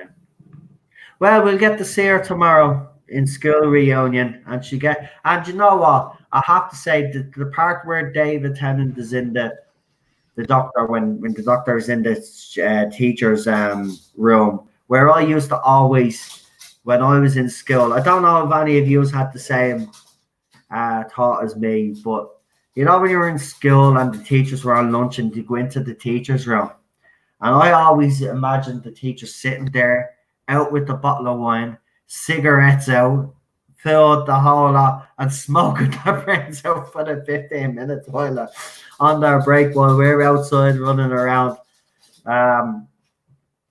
But I love that scene when Sarah Jane walks into the room, and you can see David Tennant's face. I think that scene there where I think that was genuine, light, just see her. I don't know if that was the first scene they filmed together, but you could just see there was a genuine love from David. That's one thing I can never take away from David Tennant or Matt Smith or Peter Capaldi or Christopher Eccleston. They all threw themselves into the role. They all loved the role. Now, okay, Christopher Eccleston's had these problems, but let's not make no mistake about it. He did love playing the Doctor. It's just he's bitter towards the things that happened. And we know he loved playing the Doctor. It's evident. He's back now doing his thing. I'm still a bit suspicious about that personally, but doesn't matter anyway. He's still out there. But you see David Tennant, the way he spoke about it, the way even Matt Smith, Matt Smith became a fan. Absolutely. While he was the Doctor. I mean, that's just like Matt Smith. That was a perfect casting. It was like, because he was new, didn't really know much about Doctor Who, but went off, watched it, and loved it. That's the thing. He actually loved it. And that for me, if you can get a fan. That's the sign of a good actor. Yeah. Jodie. But unfortunately, and it's not all her fault now, I have to say, but male gaze and all. But I will say this: if you're any sort of an actor or actress, even if your boss tells you your research, you do your research. It's as simple as that. Yeah, and I'm sorry, I will never back down from that. She should have done her research. I don't care if she did it later on, but the fact that she said she was scared tells me she's. I don't know if she did it later on because she still seems to know nothing about it, and she hasn't changed the character to reflect anything. It is written. It is written like that, unfortunately. There you go. There's nothing. You know, I mean, you can't. As they say, you can't. Terrible miscasting. You can't polish it. It's simple. Yeah. Kibble has tried. At the end of the day, she is miscast, but it's not all her fault. But she was given the role, and I don't believe that she's given it everything. Well, she didn't endear herself to everyone particularly. I don't think she's given it everything though either. If I knew she was giving it all and she still fell short, she'd get credit because she's given it all. She's doing the best she can with the tripe of script writing. It's awful writing. Well, I suppose what can you do with those scripts? Exactly. We probably will never know what a Jodie Whittaker Doctor would have been like with decent writing because she hasn't had any. True. So, you know, she's very one note though. She just, you know, she's either just trying to be all comical all the time, or she's trying to work something out all the time and waving a magic wand. That's as simple as that, the way I look at it. They sold themselves short, the both of them. He sold her short, and she sold herself short because she came out with stupid statements from the beginning. She was always on the back foot with this side of the fandom, and always was going to be with some of the stuff that she said. So, I mean, look, it's done now as far as I'm concerned. Gary's information kind of confirmed what I kind of knew. That's why I broke down when I did. I knew this couldn't be retconned, or they won't retcon it, because there's no way they're going to. Could you imagine, right? It's bad enough they've ignored us, right? Because they can ignore us. But imagine if the other side with the kick up, if they retcon this. They listen to the Twitter crowd. If that Twitter crowd starts kicking up murder, right, about them to even trying to retcon this, they're not going to have it. And the BBC is going to ultimately listen to them right now, because let's look at why. Because who is more likely to act violently? Who is more likely to demand cancellation en masse? It's these people. These people, once they get a bee in their bonnet and they want to destroy someone, they do it. We don't. You know, we may bitch and moan and complain about stuff, and we, you know, try to work out ways in which, you know, to get a campaign together to get people to write in. But we're pretty civilized in that respect. You know, we don't act mob-handed. And these people with their pitchforks and their screams and screeches and going in, cancelling and destroying people, that's power that they wield, and they know that they've got it because they're loud and noisy, and they use all kinds of tactics to censor people and to shut people up, and it's all very aggressive because they're the very aggressive types, and we are not aggressive types.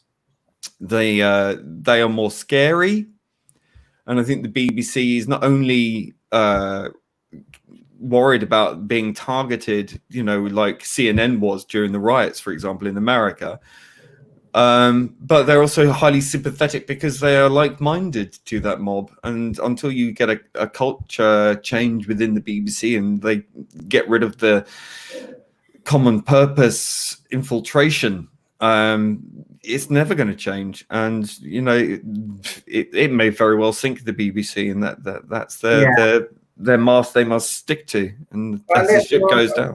The other side are projecting. They've already done the little hashtag. Listen, you know, I can see why they did it, because they feel right now that, you know, there are people and the show, they know the show is not doing well. They're projecting, and you know, but they blame everyone else for it failing. And, you know, if they acknowledge it's failing. A couple of YouTubers, me included, that have rubbed them up the wrong way lately, and this was a way of trying to show us something, right? Trending at 28, whatever it was, in the UK. In the UK is absolutely nothing. Listen, I could organise, if I really wanted to, a hashtag, right? I could talk to the big boys, get them all behind it, and we could do a hashtag. The reason why we don't do one is because hashtag's not going to do it. And listen, God love you. You actually think that this hashtag saying that Jodie's doctor is your doctor, that somehow BBC, at the end of the day, money rolls. And when the it's money probably the BBC behind that hashtag, you know. Well, listen, I was told who was behind it, or who pushed it, but I actually seen who was behind it, because I was actually sent the information. It's actually funny. It's the people that were picking on me what a surprise! If that was to send me a message, you haven't sent me a message. The only message that you sent me is that you are all pathetic, and that you actually all think that this disaster of a show is going to survive past Series 13. It's not, if those two are still in place.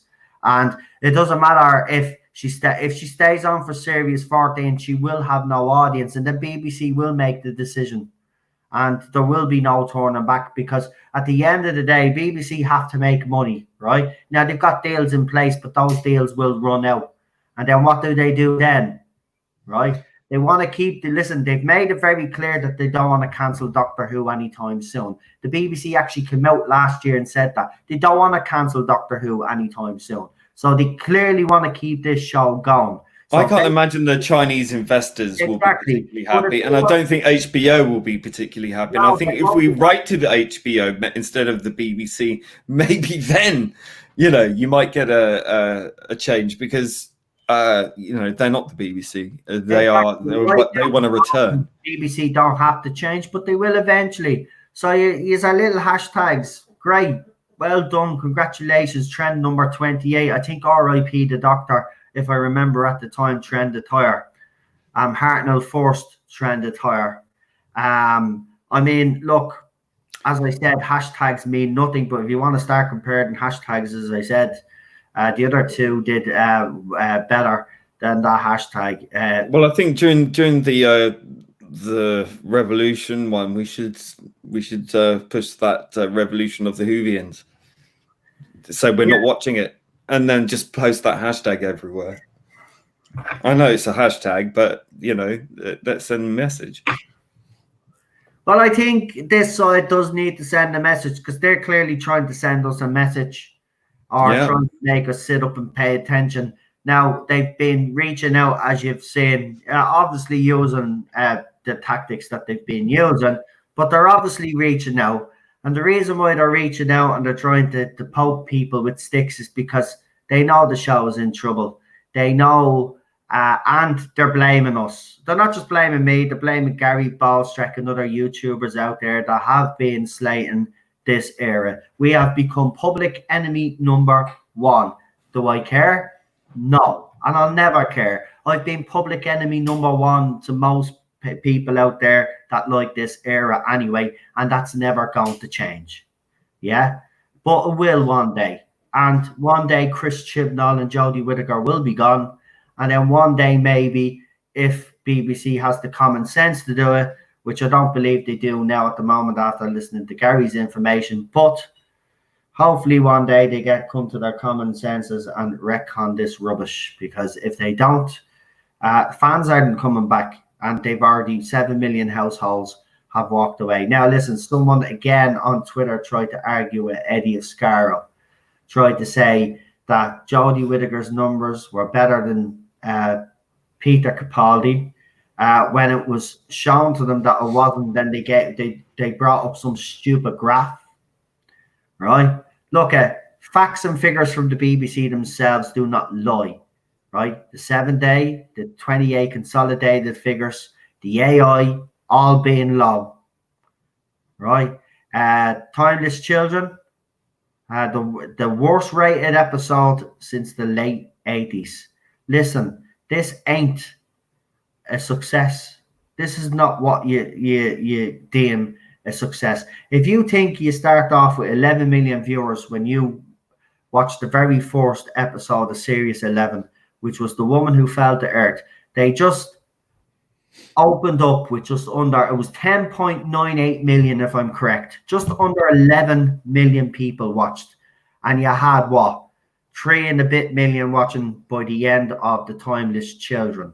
That is not a success. And the fact that you keep saying about Peter Capaldi's ratings, well, Peter Capaldi did not lose 7 million households or nothing like it. And by the way, Peter Capaldi also was not put on a settled time slot on a Saturday night.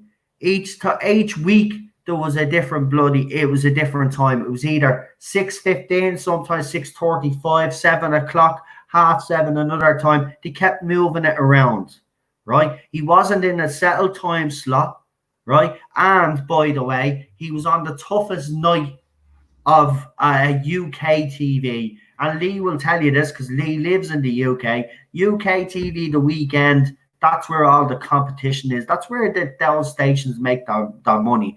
Their shows, competing shows, go up against each other. And still his ratings were higher than Series 12. Exactly. So, I mean, look, provable fact. You can deny all of these facts. But now they say that ratings don't matter. See, it only matters when it works in their favor, but when it's not. Last year, they were praised the ratings. Ratings were great. What you're talking about, the ratings are great. Now this year, it's like, Oh no, ratings. You're right. Ratings don't matter anymore. We can't keep changing the goalposts. Doesn't work that way. The fact is, and this is a fact, this show is on its knees, right? The fact is that you fans that support this are responsible for this show going this way. It's not our fault, right? You've pushed us out, yeah? You've told us this show wasn't for us anymore, and the showrunner, including the new doctor and Jodie Whittaker, made sure to tell us that this show wasn't for us anymore. So don't be telling me this show's a success when you've asked half of your audience or most of your audience to basically piss off. This show ain't for you anymore, right? This is for the new hip generation, and we're going to do it the way they want to do it, because if we don't, we're going to get into trouble, because we're the BBC. We are to get into trouble because of all the shit we covered up back in the day. This is why the BBC is in the trouble that they're in, because you are a dirty, scummy organisation back in the day, right? And this is why they're paying for it. Right, and this is why Doctor Who is suffering, because those dirty bastards back then didn't do what they had to fucking do and lock all the paedophiles up or fucking report them. Right, that's why we're in the position that we're in. Jimmy fucking Savile, check that name out, the most notorious name in the fucking BBC, and they let the cunt run riot for fucking years. Right, and they knew what was going on, and that's why BBC is in the position that it's in now, because when all that shit hit the fan and everybody found out the cover up and all the shit that they were doing, they had to change as an organization. Hence comes in the diversity inclusion strategy fucking act, wherever you want to fucking call it, and now all you get is box ticking everywhere, and that's all it is. It's box ticking, box ticking, box ticking.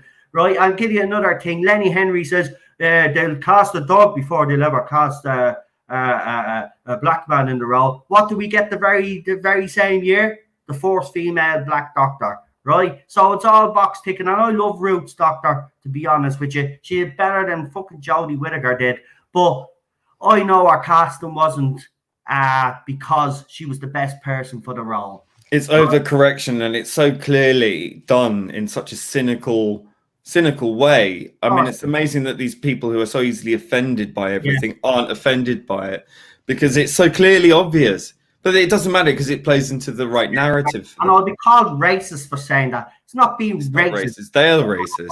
Asking for the best person, right? No matter their skin color, to be picked for the role. The best person, right? Whether it's male or female, doesn't matter. The best person, you always hire the best person for the role. And BBC right now with Doctor Who are not hiring the best people.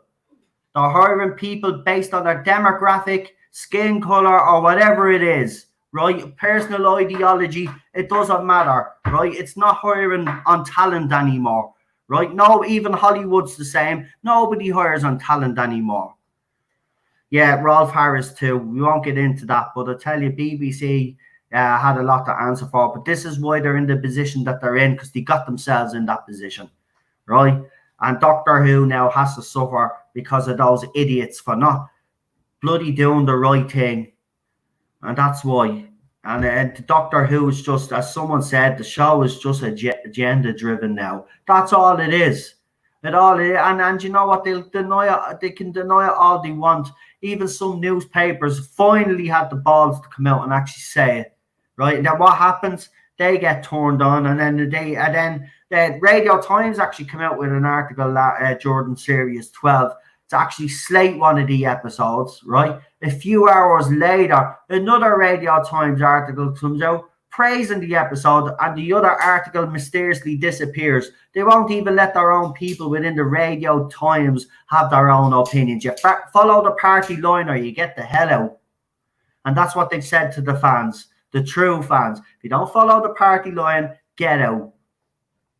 Pretty much. It's it's overcorrection. And what it is doing is, as someone, Colin P. Smith said, and quite rightly, as I think Nerdrotic has said, it's not a educational establishment. It's a re-education establishment. It's not about It's not about education. It's just about brainwashing with their newfound religion. It is a replacement. It's about influencing people. So it's not education. It's not education. It's influencing. This is not. They don't care about educating people. They just want to wield their power. And this is what it's about. Look at Chris's comment there. Oh, for God's sake, Chris. Yeah, don't give them ideas, Chris. No, you stop, man. But again, I've always said it. You just hire the best person. It's as simple as that. And it doesn't matter. I have no objections to a black male doctor, as some have suggested. I've said on this channel for the last 2 years. The only problem that will happen with that again is like with the female casting. It's a time travel show. You send people back in time, and it's just going to be focusing around the issue of race and gender, and it just becomes more of a more pronounced. And I'm sorry, that's history. History is racist, you know. And you send a black man through history into the time of, you know, it's not going to end well, you know, whether or not he's a space alien or not. And that's a horrible thing to say, but that's a reflection of true history. And it's only going to make the story so focused around that one issue that the rest of the story will become immaterial. And that will be the story. That will be the only thing in the story, and it's distracting. And you know, it's a horrible thing to say, but you know, I don't mean it with any disrespect, but I do believe that is going to cause a sort of circular character, you know, a character thing that is going to revolve around that one issue. And it's just a historical fact that, you know, people were bastards back then. End of. Well, look, there's no more that can be really said on it anymore, to be quite honest with you. We'll see what happens for it'll be interesting to see what kind of news comes out now in the next few weeks. But you will get, this is the thing, it's gonna happen now, especially. Listen, we did that stream yesterday, right? About Doctor Who being delayed. I have never, listen, I've gotten stick for streams before, right? And discounting all the nastiness that's going on around at the moment, as you've seen on Twitter and stuff. Forget about that. But I'm talking about a video that I've put up or a stream that I've done about Doctor Who, about news or rumors or anything like that. And for the first time, I think in a long time, I put up that stream with obviously I used the headline as the thumbnail. And even before the stream started, I had people in it, oh, this is a bit clickbaity, isn't it? There's no news. And I was like, I said nothing at first, right? So then I did the stream, and obviously we spoke more than just about the article. We went into more detail. We talked about Gary's news. We talked about Matrix Lord's news, and then talked about the news I broke here. We went into greater detail, right? So that was grand. Finished the stream, and then I see notifications coming up on this particular Facebook group, and this guy, right, and he was like, "This isn't news," right? And then there was people replying, right, saying, "Well, I didn't know this, so it's news to me." Blah blah blah, right? But then this fella kept going on. This is a non-story, and I was like, "What's this fella's problem?" Right? So I said nothing, and then he started giving out to someone, right, in the chat, and I said, "Fuck this." So I went in and I said, "Listen, mate, what's your problem?" I says, "I deal with Doctor Who news." I says, "This mightn't be news to you, but clearly this is news to some other people. If you don't like it," I says, "you can just move on." Right? And then he start giving me all of this thing. Well, you're what was it? Well, I'm not into rumors and so. Well, you mightn't be. But other people are. So stop being the arrogance of these people. Because I don't like this and I don't like that. You can't do that because I don't like that. It's like, well, fuck off. And then I was like, "Are you?" I was like, "Oh, fuck." I know. It's like, look, if they made the Doctor gay, right? And I, speaking as an alphabet, I wouldn't want that either. I don't need to be represented in the character that has been established that this is not what the character is. So why does that need to pander to me? I don't need that. And I think it would be the same for any, like, a lot of women don't like the female doctor. I don't think a lot of black people would like a black doctor. I don't think a lot of gay people would like a gay doctor, so on and so forth. What about their voices? Why is that not included in the inclusion and diversity? Because not every one of us wants to be pandered to in this manner. Exactly. I don't understand why that's so difficult to understand. It's nothing to do with being racist or homophobic or whatever. All it is about what's true to the character. The character matters. But it's like talking to a brick wall. Lee. They are a brick wall. Lee, we've been trying to talk sense into this fandom for 2 years. We're not getting anywhere. I think we just... Well, you can't. It's like trying to talk to someone who's discovered Jesus for the first time. Yeah. You know, when you get a born again a fanatic, they are so absolutely ideologically possessed by it. It's impossible to break through that level of brain damage because it's so fundamentally ingrained. It is literally layers and layers and layers and layers. I mean, especially in this generation when they've gone through the whole school process, the whole university process, it's all there. It's all in the TV, it's all in the programming, and it's literally why it's programming. Like this stuff is layers and layers and layers of propaganda, layers and layers and layers and layers of brainwashing. And they cannot see it because they're in it. They're so enveloped by it. It's so thickly induced and inflicted upon them. Like it's solid. It's like it's dense. It's so dense with this mind fuck, and it's all neurolinguistic programming. It's a very well known trick that used by the CIA and people like that for decades. Right? They use neurolinguistic programming, which is using certain keywords and certain key phrases in certain ways. Certain frequencies, all sorts of things, and it all adds up. I mean, if you look at people like Darren Brown, that's how he gets away with all his mind control tricks. What he uses is NLP, neuro-linguistic programming. It's exactly what he uses, and he can control people into doing things that they wouldn't normally do. It's exactly the same thing. What these people need to do is they need to go and look at Darren Brown, study that man, and see why they are behaving the way they are behaving. It's because they are being victims. If you want to be a victim, this is the true victimhood that you're in, that you've been manipulated. You've been manipulated by neuro-linguistic programming. That's the thing. You've also allowed yourself to be manipulated as well.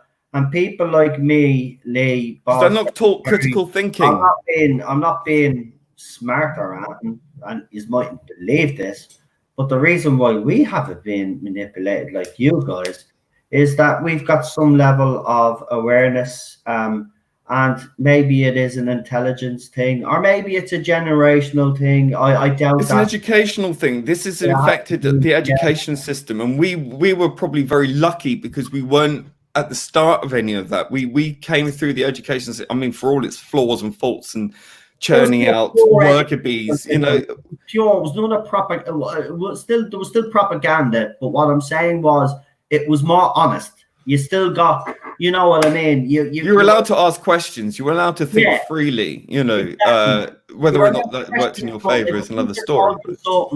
You could genuinely ask the teacher. You could question it.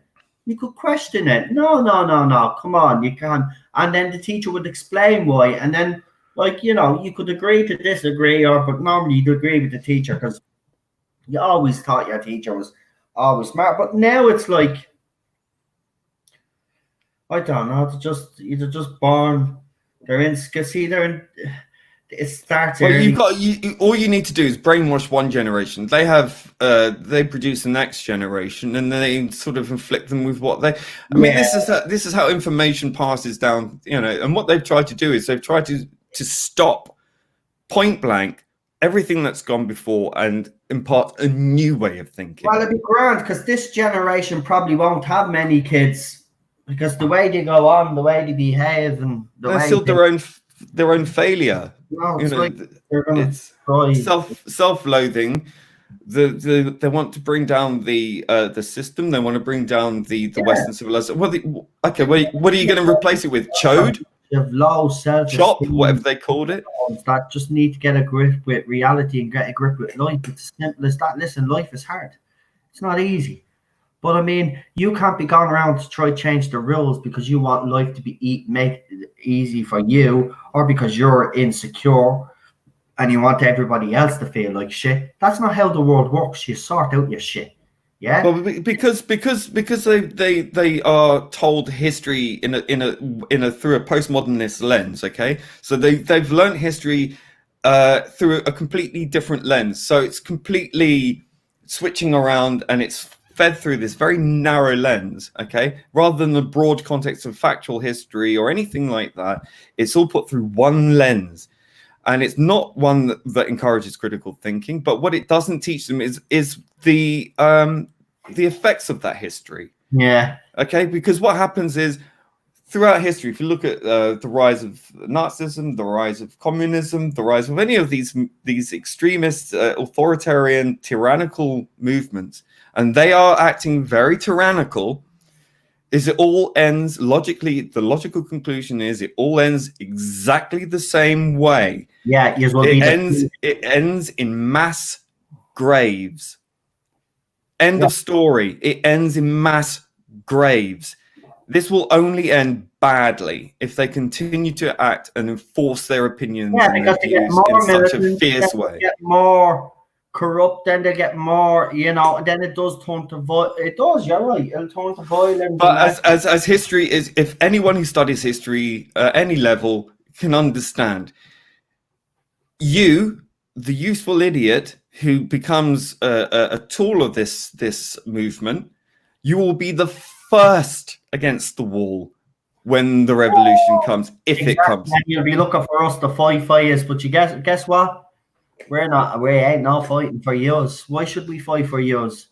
Yous have treated us like shit for the last few years. So if yous wanna go and defend your way of life, yous can get out there and do it yourselves, because we've done all their fighting. We're not fighting for anybody else unless they've been given enough warnings. Look, you keep going this way, it's gonna backlash fucking heavily. Well, it's gonna backlash big time, and it's gonna backfire on people like me. It's gonna backfire massively on them. It's gonna backfire on everybody, because it's gonna destabilize everything, and there will be civil war, and that's what they want. But they don't realize that civil war, it's very easy to destroy something. It's very difficult to create something. So you've got nothing to replace it. And in that void, there will be a power struggle. People will be taken away, led away. And all these people who fought on the right side of history that they think they're on, they will be the first to go, because they will be the ones who will be questioning what happens next. Exactly. So be warned what you're doing. Stop it now. We're going to end the stream with this by Chris, because I think this is the perfect message to end on. He says, the greatest advice any teacher ever gave me was this: when you go to university to learn, to expand your mind and improve your knowledge, never forget to always think for yourself. She was so right. Absolutely. And that's Absolutely. it. Take in as much knowledge and as much facts as you can, but at the end of the day, you always social media is the ultimate in peer pressure. Yeah. And that's and they're being heavily manipulated by giant corporations, which they are so dead against, apparently. But they are the one. Twitter is one mind op. It is. It's a big psyop, and you're being manipulated. All right. Yeah. People in the 1940s were developing difference machines to calculate human behavior back then, using algorithms. Do you think that where do you think that's gone since the 1940s? Okay, they are so advanced they can predict human behavior like that. So you're that easily manipulated. Simple as that. They had that technology in the 1940s. So anything that these people think they're doing that is so grassroots and, you know, original, and it's all new and it's all exciting, and it's like, yeah, it's never happened before. It's all based on old ideas. All they've managed to do is fuse together Marxism with postmodernism, which were diametrically opposed ideas, because one is subjective, one is objective, one is class related, one is power balance related to the terms of identity and sexuality and all the rest of it, critical theory. But these things have been married together in Frankenstein's monster. I'll tell you what, though, the postmodernists, the airy-fairy ones, they're the ones who are going to be against the wall and shot by the Marxists. Believe me, that's how it's working. Yeah. The Marxists are using them to get what they want. End of. Exactly. End of. Right, guys, listen, we could have a debate on this all night. Well, a chat about this all night, debate, because there's nobody on the debating side, because nobody on the debating side ever would have to. Come on. But we could debate this issue all night, but you know, we've gone over 3.5 hours now. Jesus, 3.5 hours. Epic. Yeah, sorry, I went off on a tangent. 3.5 hours. No, but it's always great to hear what you have to say, Lee. You know, I mean, look, at the end of the day, I care about people. I don't want them to destroy their own civilization because it's cool. Yeah. You know, that's not a good reason to do anything. Well, do you know what? When there's nothing else to destroy, then they'll have no meaningful purpose. And then there'll be nothing there to protect them from. And then they'll just be miserable again, then they'll find something else. And then when that's done, it'll happen again. They'll find something else until there's nothing left. And then after that, then their lives will be meaningless because then there's nothing to fight for anymore in their little minds. Yous are just better off, you know, enjoying your life. You have one life. It's too short. Too short. Too short. Yes, the world has its problems, but you know, you can't fix it by pitchforks. And listen, this generation, by the way, your generation is not going to fix shit, right? Because generations before you have tried too easily led. That's the problem. This generation is far too easily led. They don't question things. They're not questioning. When society gets to a point where we are all, let's say, gone past all of, like a Star Trek utopian plan. When we get to that stage in our progression, then everything will be. You only get there when you stop making divisions by defining people by race, sex, and gender. Exactly. And we look need to beyond that now. Evolve as a human race, but this is not. We seem to be going backwards. It is. It is. Right. There'll be no whites allowed. It's like back to the old Irish, no blacks, and no dogs. You know, I mean, it's pretty much going that way. And look, you know, white people in the past have done terrible things. So have black people. So have Asian people. So have all peoples, all nations. You know, throughout their foundations, have used slavery, have used war, have sold each other out, and been horrible to each other. Exactly. Why continue this? This is exactly a continuation of the same thing. Jesus said, well, I think it was Jesus, if I'm correct. Jesus drew a line across the sand and said, "He who hasn't sinned, cast the first stone." Yeah. Mm-hmm. And they all dropped their stones and walked away. Why did they walk away?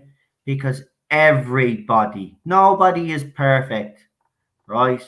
Everybody makes mistakes. Everybody does things that they wish they hadn't have done. You have to learn and grow from those things. It's the same with society. We've got to grow as a society. We're not at that stage yet. There's so many fucked up things going in the world right now that need to be fixed, but everybody's going the wrong way about it, in my opinion. We need to take a step back and actually look at the issues and look at what needs to be changed and do it in a way. Well, this way that's happening now is not the right way. We should have peace in the world, yes, certainly in 2020. But listen, society, you look at the way society is gone, and you look at the way people are behaving. I'm sorry, whether you like it or not, we haven't progressed enough to be. When one person feels they have the right to control another person's beliefs, words, and thoughts, you are the fascist. Yeah, and that's it. That's the end of the story. Your rights end where mine begin. and that should always be the same for everybody, respectfully. Yeah. And listen, we're not slating everybody in this generation, because there is some good apples. We've had of course. And there is. We can't lump everyone into groups like they do. I will say, if that was, I will say that I have said it before. Sorry, but we do know that there are some of us that have it. Use our heads on, use our shoulders, and thank God for yous, because it'll be it'll be your kids. You know, when yous are old enough to start a family, it'll be your kids that will pass your ideals on, and hopefully these mad nutcases kids aren't the ones that. Well, I think the next generation along will, as they invariably do, rebel against their parents, and things go in cycles. This can't last forever. It's not sustainable. True. It will change again. This one, but this cycle has been going a long while now. It needs to stop. But listen, I'm gonna stop now, because it's 3 hours and a half, and I'm actually reach its peak. Here. But do you know what'll happen? I'll finish this now. I'll make a cup of coffee, and I'll get my second win, and then I'll end up playing killing, with David Tennant with a shovel as well. You can use a shovel and all. Not a golf club. Yeah, not a golf club. No, it's not the Last of Us 2 edition. No, golf club edition. Oh shit! I shouldn't have said that. Probably going to be. That's it. Oh shit! That's sorry. I mentioned that horrible game.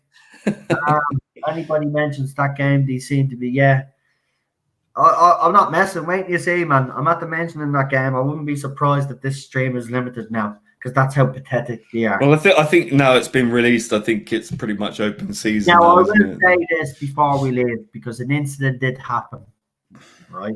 One of the actresses, or the voice actresses, I heard about this. Voice actors, I think you just call them actors. She was attacked. Now, obviously, Neil decided to put out an old statement. His statement would have had bigger impact if he wasn't blowing smoke up his own fucking ass.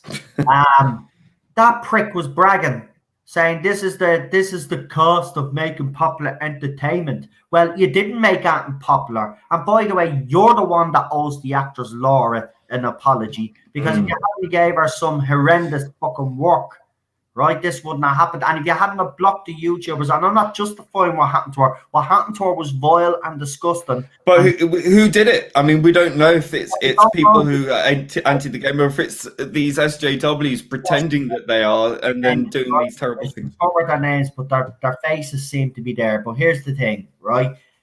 Either way, if it happens, it's truly disgusting. It is disgusting. But for him to kind of turn it on its head and to kind of like saying, well, we did make something popular. It's not, you know what I mean? He tried to make it out that, like, nah, it's just fans being dickheads. Well, sorry, mate, right? This is what happens. When the leaks came out, your group decided that you were going to copyright strike every channel, right? And by the way, he finally admitted it he was cut out on a live stream. He actually said it when the leaks, they were panicking, and sent his team out. So they did. They admitted that they put strikes on all these channels, right? And you think, right, after the leaks, and then you all started doing that, and you start coming out with all your rhetoric, right? You didn't think there'd be any sort of reaction. There was always going to be a reaction, right?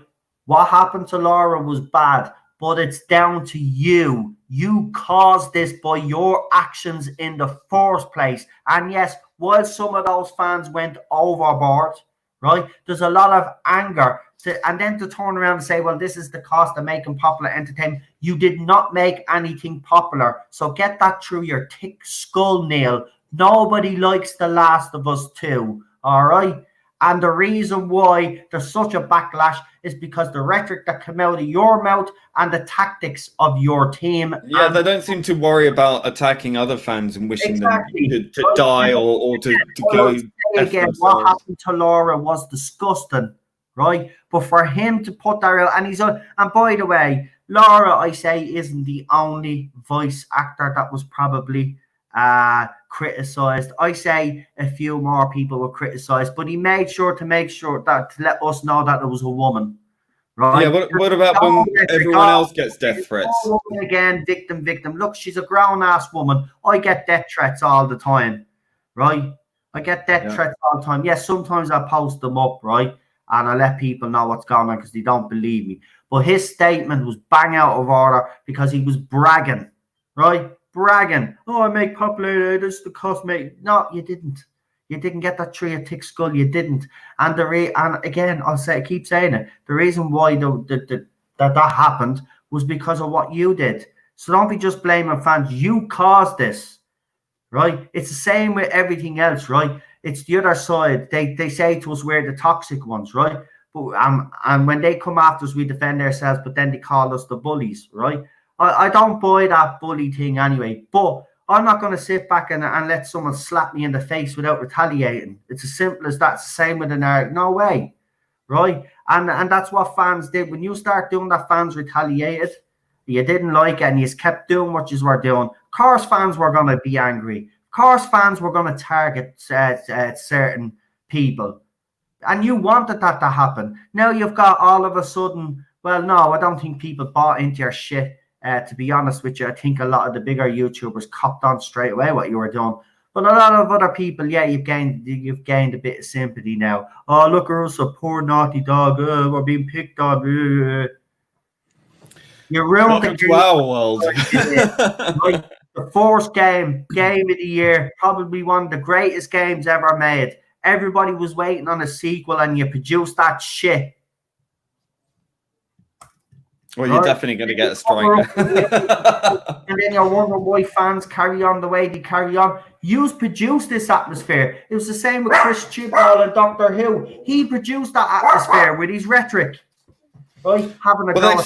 They squeezed the fandom for so long. I mean, it's not an elastic thing. You know, it's something that can only, take so much. It's been a constant war of attrition against all franchises, and fans are losing more and more and more of their mythos and their cultural identity. That's being destroyed in front of their eyes.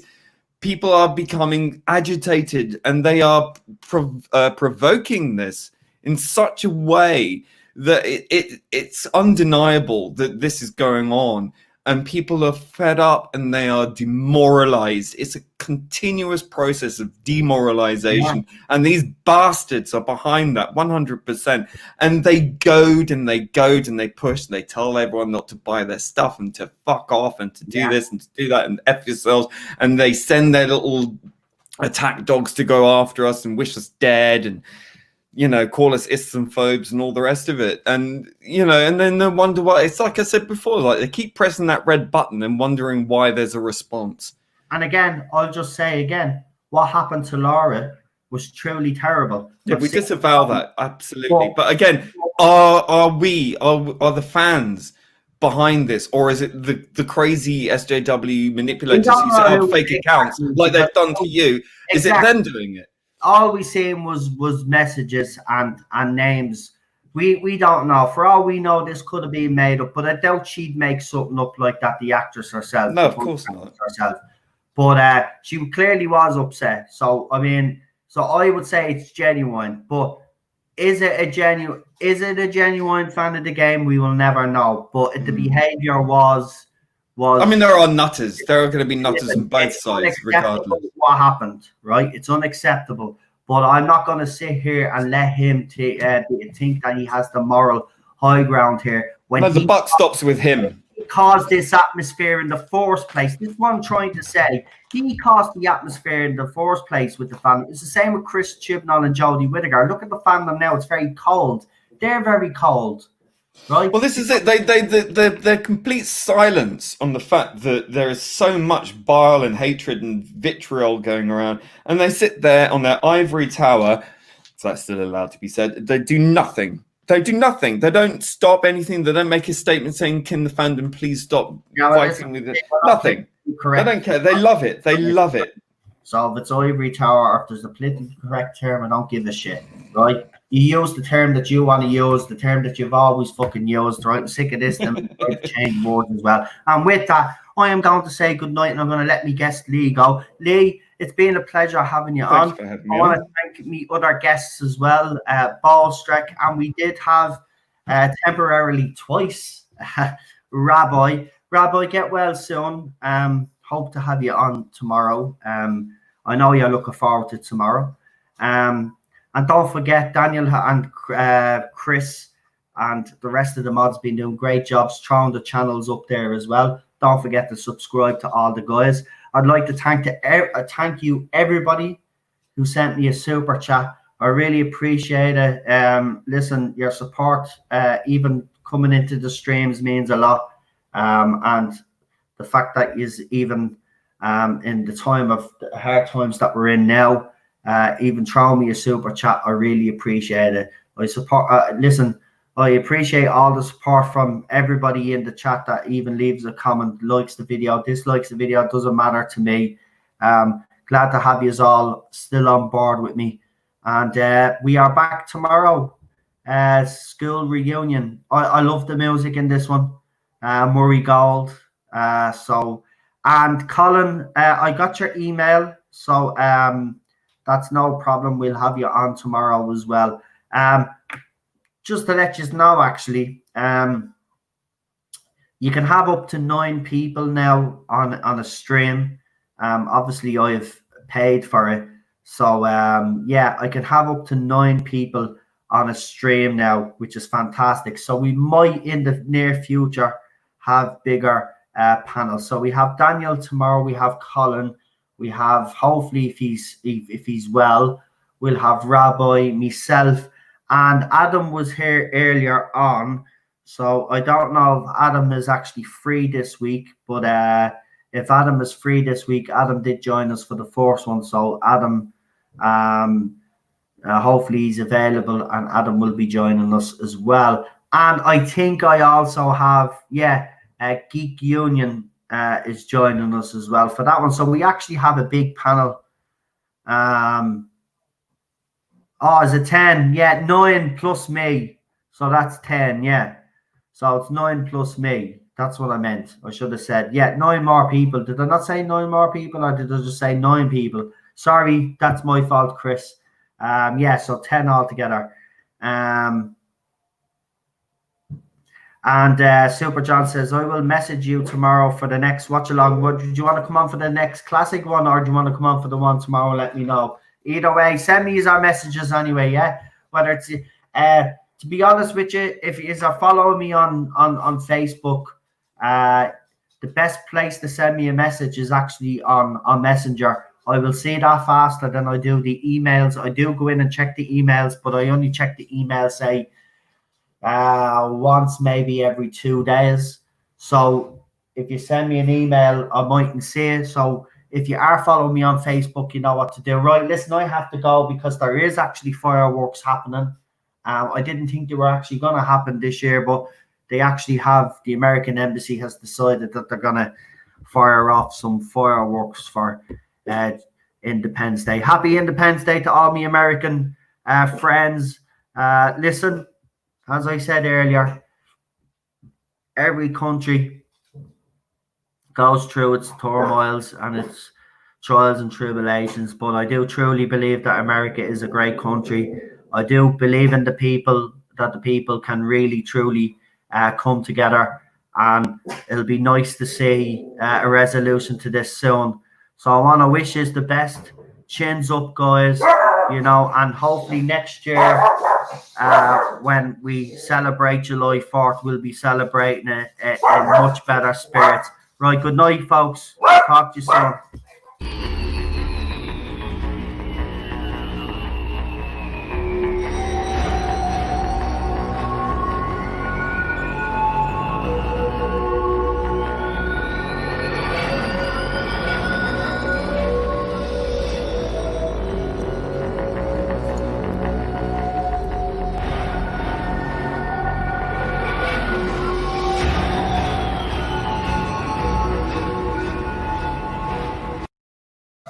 Good night, folks. Talk to you soon. Have a good one.